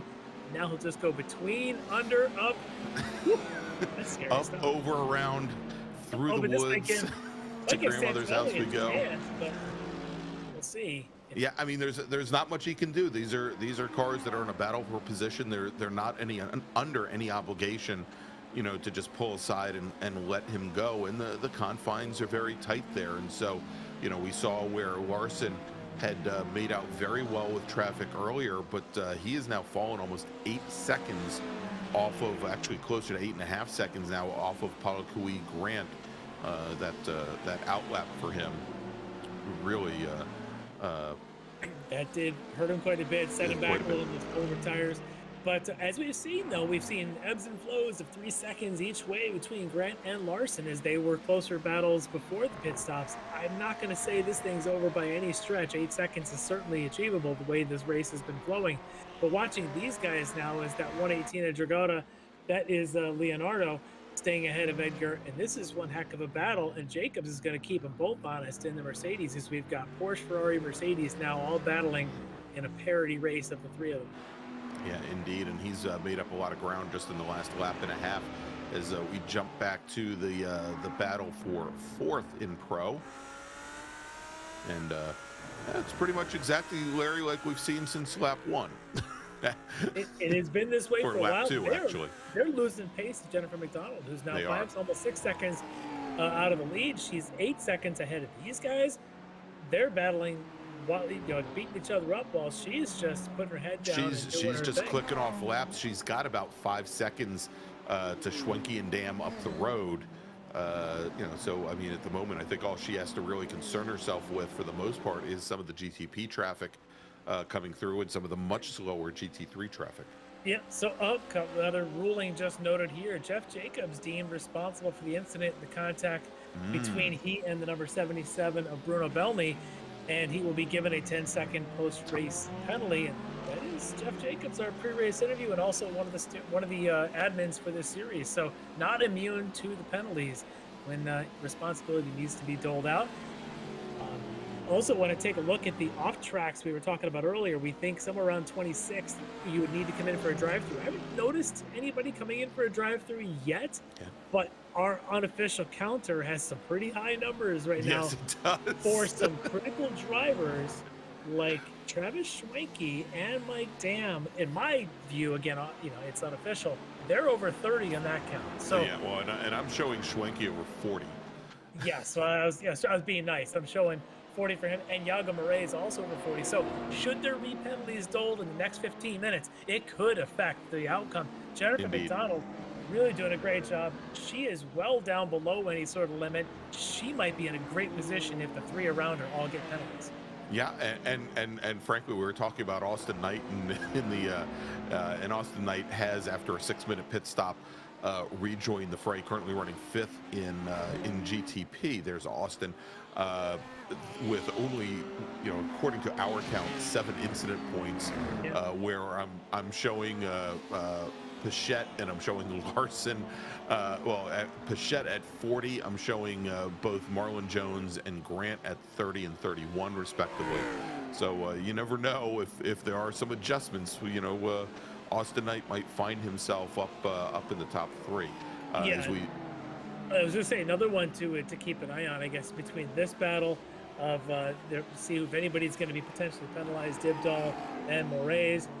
Moraes is sitting at 40 some on our account, Dibdall about 10 less than that, so perhaps an advantage there for Dibdall should they creep closer. But take a look at the gap from Dam and Schwenke. Was over 6 seconds to Jennifer McDonald, now closer to 5. And I'm starting to wonder, are Dam and Schwenke being conservative to stay off of those 1Xs, whereas Jennifer can just give it heck and go right at it and doesn't have to worry about them. Yeah, now, again, I think the question for us is whether or not any of them took tires. I don't think any of them did. We didn't see any of the cars go up on the jack stands. One of the big changes this season with the GT3 cars in iRacing is that they can take a full set of tires while fueling commences. But, again, we didn't see the cars go up on the jack stand. So who knows there, as Austin Knight trying to work his way around this battle between Moraes and Dibdall. Not able to use him for anything there. No. Just kind of yield, and great job for Austin just finding an outside line there in turn 5 to get on by these guys. But Dibdall has been staring at the back of that Lamborghini for the better part of an hour now. He's got to be tired of it. Those Richard Petty colors there on Moraes' car. Yeah, maybe not Gulf, maybe Richard Petty. SDP. SDP colors, yeah. He's wide again there. That could have easily been a 1X for Moraes. So this is going to get interesting. I hate to set up that kind of drama, but, we were warned by Jacobs in the pre-race interview that the 1X accumulation could play a part. And now with just about 12 minutes left in the race, can't really afford to do too many of them if you're any one of these drivers. Yeah, I mean, Larry, this may be a question of us not knowing until we go through the standings next round. But knowing if any of these drivers have had championship points subtracted after the run tonight. But, well, you get the championship points, right? Anything beyond 20 up to 25, you lose the championship point. And after 25, you have to come in for that drive-through. So could be a double whammy there if you're not careful here in the last 10 minutes of the race to catch up any kind of penalty. And for Dam and Schwenke, now remember, they're in a fight. Schwenke won, I believe, round 1 at Daytona. Schwenke was your winner in round 1. Yeah. Like Dam finished 3rd. And interesting to note, of course, also that Robert Hartley, who came home 3rd, the 3rd of the Orion trio, not racing tonight. No, he's going to pick up the bonus point for no incidents. I'm just kidding. He's going to get a bonus point. But not racing here at Hungaroring tonight. But for Dam, he would love to get that first victory of the season and keep his teammate Schwenke behind him. But they're only half a second apart. And Schwenke, look at this, doing a great job as they're going through this. This is the 8, 9, 10 section, turn 11 section of the track. Yeah, as we have got now just 10 minutes remaining here from the Hungaroring, 105 minutes into the 75-minute race. I say 105 minutes, maybe 65 minutes. It's looks like Austin Knight right behind them now as they go through turn 13. I think he's trying to get around them. Yeah, and they're coming up on a lot, even regardless of Knight in the GTP car, both Dam and Schwenke starting to come up on some of the slower GTP or probably GT3 traffic. They are coming up on that second place battle in GT3. Yeah. Yep, that's Jacobs and Santinelli and then Dragata right there, Leonardo Dragata right there in front of them. So they're those three. Austin Knight trying to make his way between them, and now you've got the leaders in pro lurking. Oh, this is going to be interesting because none of these 3 and AM are going to want to forgive any spots. No, and I'm wondering if Jennifer McDonald might be able to use this to her advantage, maybe knock another second or so off of the advantage that the Orion team needs. And she's lost a little bit here of daylight up to Schwenke and Dam. She's starting to claw it back the last time by, but this might be her best opportunity if it takes any sort of time now for those leaders. As look at that Santinelli letting Jacobs throw. What if Santinelli got a slowdown for going wide there in turn 4? You can't pick one up. You know, that's one of those spots. And Santinelli here, he's on the radio now. I think he's signaling to the leaders in pro to get on by. Yeah, you can see as he's kind of let out of the throttle, and both Dam and Schwenke drive by. Yeah, had no choice there but to give up those spots. I'm pretty sure it's what had happened. I know he had run wide there. On the radio communicating to all the drivers. You gotta love that about sim racing. Everyone's got a radio feed to everyone else if they choose. And look at this. We're looking now at Dean Dibdahl in the number 19 machine, and he has cleared Moraes, and Moraes not in the picture at all, almost 7 seconds back, Larry. So big change here in the again, this is just off the podium right now. This was the battle for 4th that we had seen pretty much since lap 2 between the Lamborghini and Moraes and the BMW of Dibdahl. Yeah, we didn't see how that happened, but for Dibdahl, that's a great move to continue on, and now he's 7 seconds behind Jennifer McDonald, who's now 7 seconds behind these two leaders, and these two still need to get by Leonardo Dragota in the Porsche, who's currently 2nd in GT3 AM. He's not making it easy then because he knows if he lifts at the wrong place, he's going to have Jacobs and Santinelli right under him. Hey, Larry, let's take a look. I think we've got queued up, and we'll see what happened with Iago Moraes in that battle with Dean Dibdahl. And it looks like they were coming through some slower traffic and got into the back. I think that was Greg Brockway in the 62 Lamborghini. I think it was actually Ferrari. I think it was Jose Cabrera, because now that's an incident under review. Is the Cabrera and Moraes incident? I would not be surprised if they assign no action, actually, but I was thinking perhaps they might assign something to Moraes as the leading car coming up on him. But let's take a look at this. As Dam cannot find his way around Dragota, Schwenke almost took the opportunity to duck to the inside. Doesn't yet, but this is getting really tense here with about 7 minutes to go. Yeah, I was going to say, Larry, with 7 minutes, and a little tap as Mike Dam gets into the back of Dragota, and look at that as Schwenke just kind of held up, got out of the throttle a little bit, I think, from chance of actually getting into the back of his teammate there, but starting to stack cars up, and it looks like Dragota. I just heard the steward saying, you got a blue flag on the front straight. You've got to let him by. And he's going to let the GT3 pros by, and he's going to let the QE Grant on through. I don't know if he is, Larry, as he stayed all the way. He's going to stay to the outside there and let them through the corner. Yep. There he goes. I would say he couldn't exactly come off his line, but it didn't look like he was letting out of the throttle all that much on the front straight. But he lets the GT3 leaders through there through turns 1 and 2.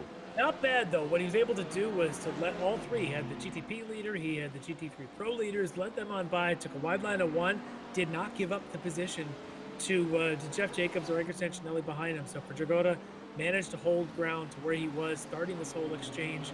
And now we're inside about almost 5 minutes to go in this race. And Dam and Schwenke 6/10 apart. Jennifer McDonald was able to chip away about 2 seconds into this. Not quite enough. She's still 6 seconds back up the road. Dibdall 6 seconds behind her. It looks like the fight's going to come down to these two Orion teammates here with just about 5 minutes left.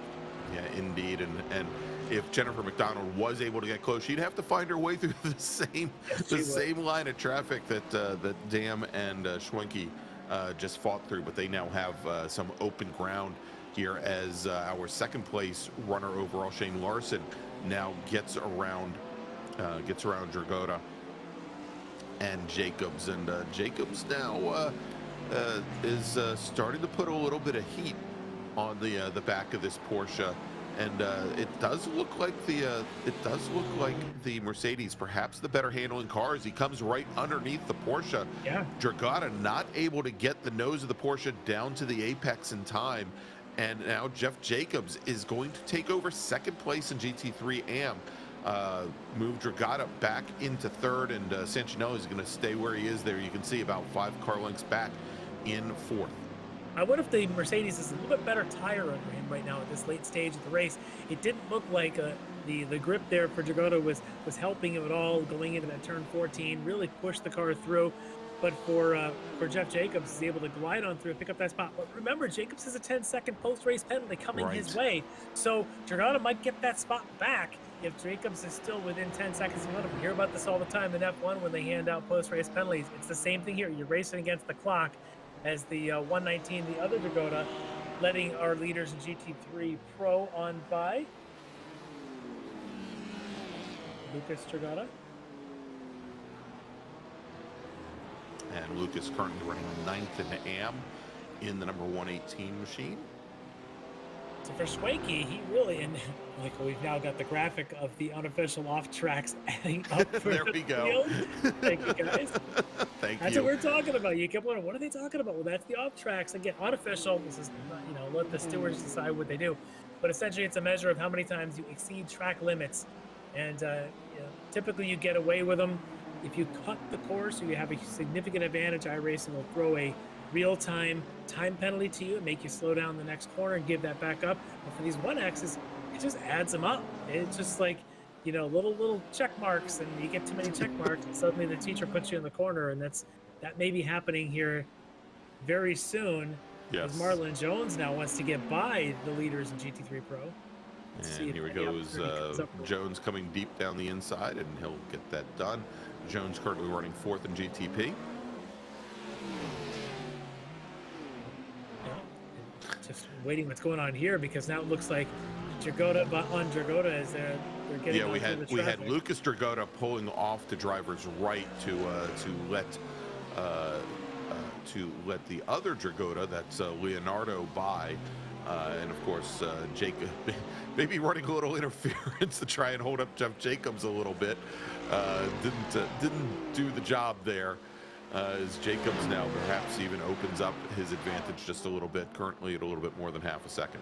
All right, with about 2.5 minutes to go, and let's see, it's all going to depend on where the leader in GTP is at the time, but what a battle we have going on between the GT3 Pros, and there is our leader, Paulie Grant, in the GTP.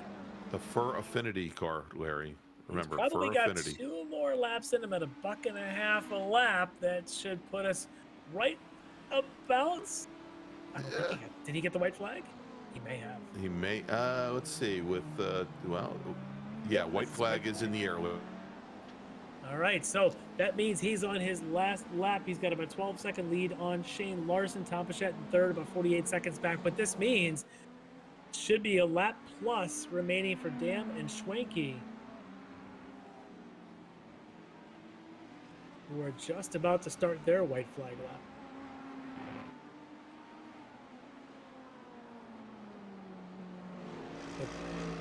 And there looks like a penalty being imposed on one of the Dragotas. That's Leonardo. And that's Leonardo Dragota, who is running third in GT3 AM, and he's now going to lose the position to Edgar Sancinelli. As we show, well, we only showed him with 28 in, and Larry, I don't know if that's a penalty. That may very well be not enough fuel to make it to the end. Well, no. I think he did. I think he did a drive-through. Yeah, drive-through. Yep, there he is. He knew that he was up there. Iago Moraes also is pretty high on that count, so we'll see if anything comes his way. And yeah, at this point, if I could sort by incident points, but I would. We are going to declare a winner, at least on track. There we go. Grant.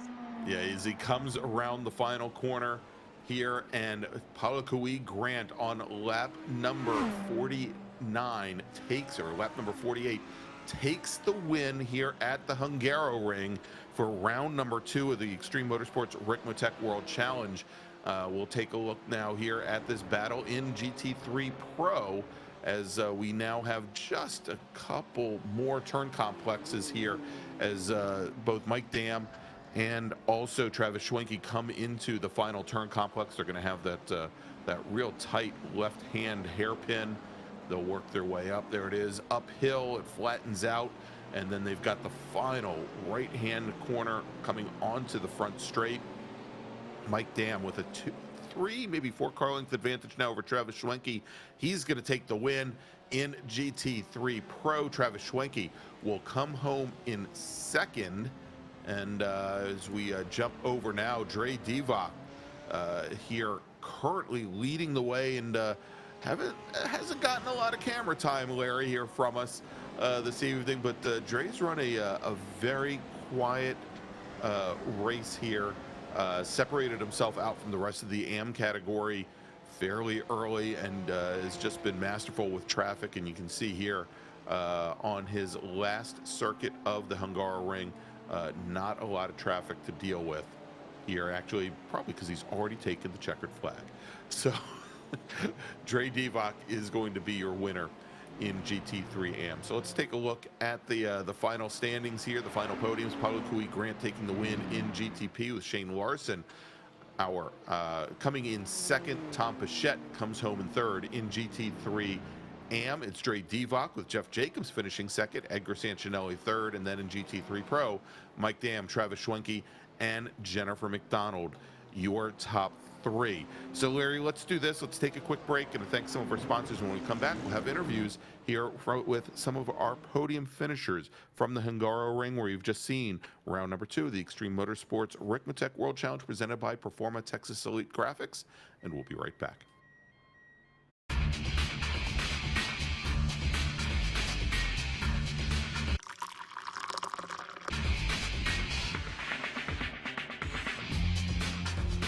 Allow Extreme Scoring to do the work for you. Ricmotech, high-performance sim racing equipment.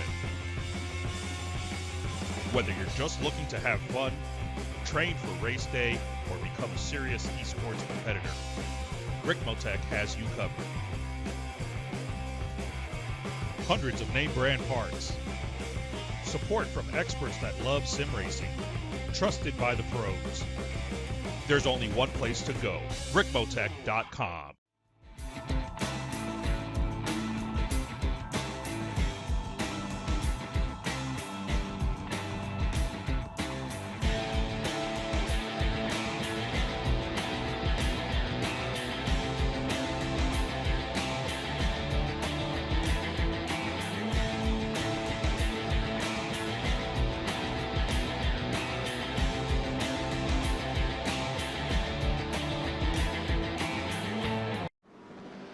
The search is over. The most comprehensive league scoring solution is here, with the ability for multi-level championships, custom incident tracking, post-race time penalties, support for heats, drop weeks display, multi-car team scoring, advanced web widgets, rookie championships, a custom paint system, and load those results in seconds. Visit extremescoring.info today.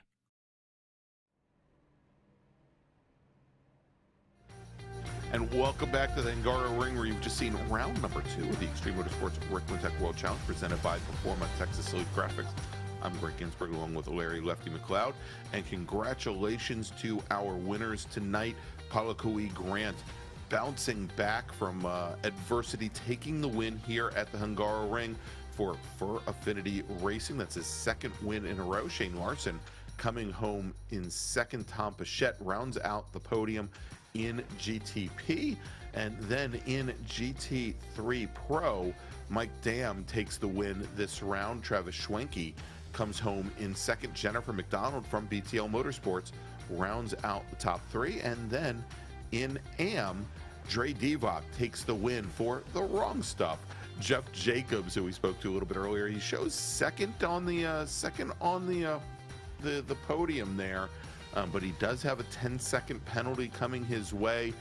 Edgar Sanchinelli comes home in third, and Larry, I'm trying to do the math, and I think that it'll move Edgar Sanchinelli up to the second, but I think Jeff Jacobs will probably hold on to third place. So let's take a look, Larry. At the moment, we've got one person, one man only, and sitting in our green room. And it's our overall winner for the second round in a row, Palakui Grant, driver of the number 71, or is it the 17, GTP BMW. And he just disappeared. Actually, I found them. Fast. I found them. Hold on just one second. Actually, let's do this, Larry. Let's talk to Shane Larson, who came home in second tonight. I think I've got him up here. We'll bring him in. There we go. All right, Shane Larson is joining us. And Shane, you put up a heck of a fight tonight. Awesome battles to watch. Do you want to talk about the after the pit stop, the pit off? Yeah. Yeah, just came out of the pits. The first stint I was debating on taking tires or not, because I knew that it was going to be a time loss because we didn't have to take a bunch of fuel at the end. And so I decided, there's big enough gap behind, might as well send it, put some tires on there, and just wasn't ready for the cold tires, so lost it in turn 2, which I didn't really expect to lose it there, but it happened. But yeah, it's an unforgiving track at times, but you showed some great pace, and what awesome battles there. Closing stages of that first stint before the pit stops, you and Palakui Grant just back and forth, that ebb and flow of you be up 3 seconds, he'd be on your tail, you pull out 3 seconds, he'd be on your tail.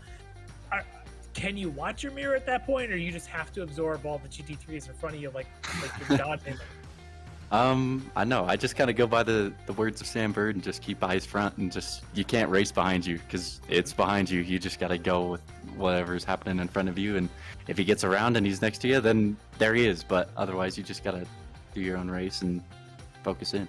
Yeah, it was awesome stuff. It was great to watch. I think glad to have you join the league. I think between you and Palakui and the rest of the field here in the GTPs are going to put on one heck of a fight this season. I'll give you a chance. You got anybody you want to thank or give a shout out to tonight? Well, I want to thank you guys for letting me come and join. It's awesome so far, and I want to thank my buddy who helped me set up the car for tonight. It was very ragtag for the time I had, but it worked pretty decent. So, and then just all of my family and friends watching. So, yeah. Well, awesome. Congrats. Second place tonight, and a great setup of warm tires. You got to work on that cold. All right. Thanks, guys. Okay, thanks. All right, there you go. That's Shane Larson from The Wrong Stuff Racing, finishing second tonight in GTP. Let's do this. Let's bring in Palakui Grant, Larry, who took the overall win and the win in GTP over Shane Larson. All right, Palakui, what a heck of a race there tonight. Watching you and Shane battle it out the first half of this race, then still picking through traffic all the way up to the end. You've got to be exhausted. That's one heck of a race to watch. Oh, yes. And after a couple of stints in practice, I knew coming in this is going to be a matter of endurance. This track is absolutely brutal on the driver and the car. it was going to be a matter of who could keep it on track the longest, the quickest, and that's how it turned out to be. With a couple of mistakes, I know I ran out wide in the chicane after battling through traffic, and I also almost hitting Shane. I'd rather not hit my competitors. So, you know, it was just a matter of keeping it in and just minimizing mistakes wherever I could, and it just worked out. Are these cars as twitchy as they appear to be on camera shot? How do I describe this? So, the thing is that when you start turning in, it's like you have all the grip in the world. And then as soon as you hit the apex, someone sticks a stick of butter underneath your rear tires. That's exactly what it feels like. Oh, and I gotta do this for Austin, you know, I just had to make sure before this race I kept my water bottle away from all the electronics. Otherwise it would take 2 hours to drain the battery. You can't let the mechanic come in with these beamers, I swear. Oh, you're taking this hero from Austin. That's a scary thought. But you definitely drove better the field tonight. You had another great win, backed it up. First 2 rounds here, taking wins, and tonight was exceptional, except for maybe that one time you had to avoid running into the back of Shane, but we'll forgive you for that. You did avoid contact. But awesome job in the victory tonight. Who do you want to give a thanks to for this one? First off, I need to give a big shout out to Jordan Johnson. He is one of the Driver 61 coaches, and he's also a part of our Simufer group. I really appreciate the help. It really helped this time around. This is actually the first one I actually did my own setup, and it kind of worked, so thank you for that. And also, of course, back to my grandparents, Papa and Tutu, I love you. My brothers, I love you so much. And I also want to give a special shout out to Sakurai, who's actually watching me on stream right now. I love you, man. Thank you very much for watching. And for you guys as well, commentating, thank you very much. I saw the broadcast last week. Absolutely amazing stuff. Can't wait to see it this week. Keep on keeping on, you guys. You guys are doing great. Greg, he said he liked the broadcast. He filed a complaint. This guy around. So great job taking the win tonight at GTP and the overall. We'll see you in a couple of weeks. Yep, see you in a couple of weeks. Aloha, ahuiho. Take care, everybody. Very cool. There you go. Palakui Grant taking the win tonight in GTP. Larry, let's do this. We're going to switch things up. Let's bring in Mike Dam, our GT3 Pro winner, and then I think we'll wrap things up with Trade Defa. All right, we've got Mike Dam with us. Mike, really tough battle there with your teammate tonight, but it seemed like a battle of the entire track for 75 minutes and everyone else on it. Tell me a little bit about it from your aspect. Yeah. Good to be back up here. It's been a bit. Definitely a difficult one tonight. Happy to get the win. Travis did not make it easy, but you're right. Yeah, this track, I think everybody's been saying tonight that an hour and 15 around here really does it to you. There's no break anywhere. So how close were you and Travis on the off-track limit tonight? Because we were trying to keep an eye on that. Our timing scoring is a bit unofficial, but were you beyond 20? I was not. I think I heard Travis say he was somewhere around 15. Okay. I was actually clean the first 13 laps. I ended up hitting probably about 30 laps in. I got 6, so I was doing pretty well. Travis made it a little tight at the end there, so I kind of had to push the car a little more. He sure did. Now he was pushing you as you guys were right up there, nails to tail toward the end. Then you guys came up on that incredible battle in the GT3 M category. Those guys were battling 2, 3, and 4. It took a couple laps, and I think I even heard a steward saying, "Okay, the blue flag is flying out there." How nervous are you that that's going to give an opportunity for someone like Travis to sneak in between you? Yeah, it's really tough. You don't want to mess up their race too, but you got to kind of stick your nose in where you can. I think the hardest thing for me was just the apex speed of some of them, which they was a little slower than I expected, so I was really having trouble getting the runs out of the corners, so that's why it took a little longer to get by, and there was almost some contact there later on, but it all turned out pretty well. Pretty good behavior from all the classes, so I'm really happy with this one. Yeah, it looked like a lot of fun, but a lot of work tonight for you to pull this victory off. So congrats, Mike. Anybody you want to give a special thanks to? Yeah, just Ricmotech for putting this thing on. All the guys at Extreme, everybody who competes. It's a great time. So thank you guys for broadcasting, and just I guess everybody at Orion, my teammates. All right, well, congrats again, Mike. Taking victory here, 1-2 for that Orion team. Another great finish here for you guys in round 2. Congrats. Awesome, thanks, guys. All right, there you go, Mike Dam, winner in GT3 Pro for Orion Racing. And Larry, let's bring in finally Dre Divock, another one of our Wrong Stuff racers, taking the win tonight in GT3 AM. All right, Dre Divock joined us, and Dre, all the excitement going on tonight. We were watching all this crazy offs and battles and fights and everything. You're out there almost, I don't want to say completely by yourself. You're fighting traffic and all, but there was no one running with you. Where did you pick up the mastery of this difficult Hungaroring track? I don't know where you're seeing mastery at, but I actually didn't feel very good at this track. I got lucky, I think, honestly. Baron made a mistake, and that's where I kind of took over for the first half of the race. And I just tried to keep it together. I had a lot of off tracks. I'm definitely going to get a penalty there, but I don't know. It's I can't believe the gap behind me. That was actually really interesting, and I was hoping to give a little bit more of a challenge to Baron or Mr. Glover, as I took about 5 gallons more fuel than I needed, and he got out of the pits about 3 seconds ahead of me. So I was like, oh no, there it goes. Yeah, well, awesome tonight. And really a great fight all in all. It was kind of tough to keep track of where everybody was at, but for you able to do what you did tonight, great performance. Anybody want to give a thanks, shout out to tonight? Yeah, man, I'll give a shout to my team, the Wrong Stuff, helping us out with setups and getting some practice in for this one. That I'm not very good at this track usually. So yeah, big shout out to my team there. All right, well, congrats anyway for that great finish tonight in the GT3M. Thank you, guys. Appreciate it. Have a good one. All right, there you go, Dre Divock. And now, Larry, what I'm going to do, because I'm a little confused, and I didn't know why he might be waiting in the green room, but I've got Baron Glover, who is showing as being 8th in GT3 Pro. But I think he was supposed to be AM. That is correct. And I know we just talked about Dre Divock being our GT3 AM winner, but I believe, and I'm looking at the final results now, that Baron Glover for Glass Pro Esport is showing as our winner in GT3 AM. So let's bring him on in and talk to Baron Glover, winner of GT3 AM.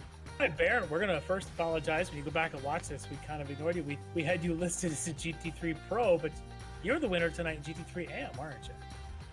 I am. Oh, yeah. Congratulations. Go easy on me.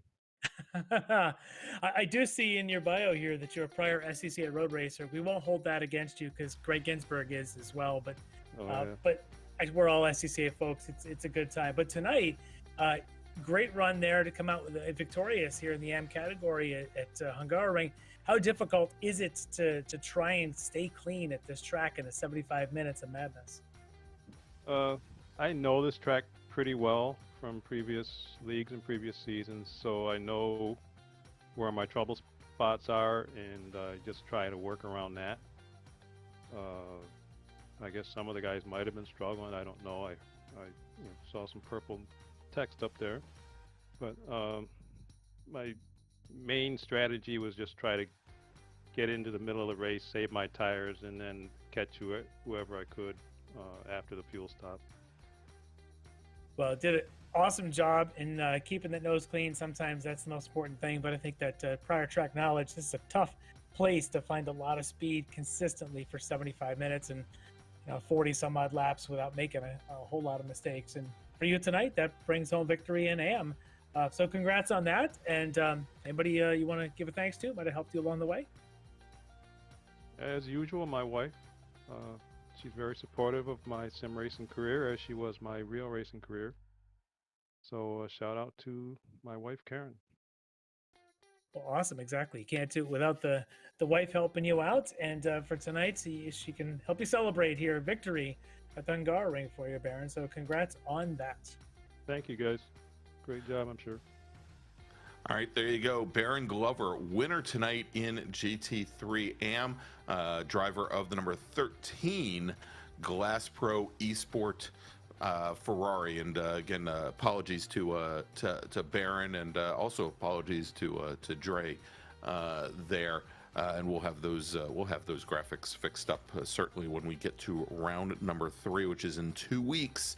But first, Larry, next Monday night, February 6th, we are going to be heading down south of the equator. We're going to be going to Mount Panorama, to Bathurst, for a 75-minute race in the Ricmotech Sports Car Series. Those are our GT4 and TCR machines. And you thought if it was tight and twisty here at Hungaroring, well, it definitely is a night of beating and banging of touring cars there at Bathurst.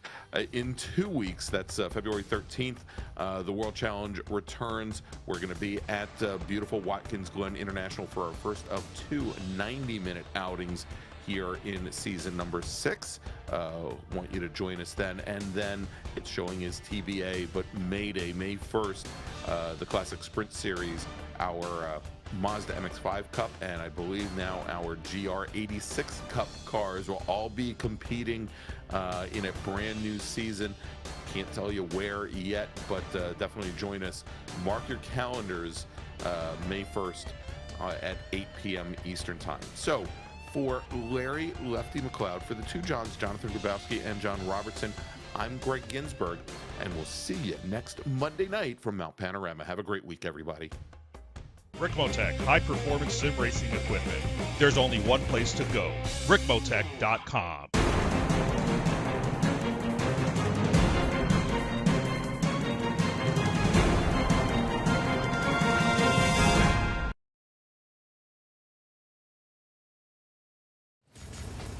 Are you struggling for consistency in your sim racing? Does your iRating look like a roller coaster? If so, we have good news for you. The way to get more consistent is to first understand what you're doing differently than the professionals. And VRS is the answer. With our competitive subscription, you will have the telemetry, setups, tutorials, and everything else you need to fully analyze your driving. Our data packs and the ability to compare your driving with the best in the world will show you exactly where to adjust your inputs, change your driving line, and shave seconds off of your lap times. And our powerful and precise Direct Force Pro wheelbase and precision pedals are being used by some of the world's best drivers. All these champions agree that VRS hardware is not just the best on the market, it's also priced well below the competition. So if you're looking to upgrade to direct drive and the best pedals in sim racing, VRS is your answer. If you want to get better, get faster, and make it happen sooner rather than later, you owe it to yourself to find out why so many people are switching to VRS. You'll be so glad that you did. Visit www.virtualracingschool.com and learn why the best use VRS.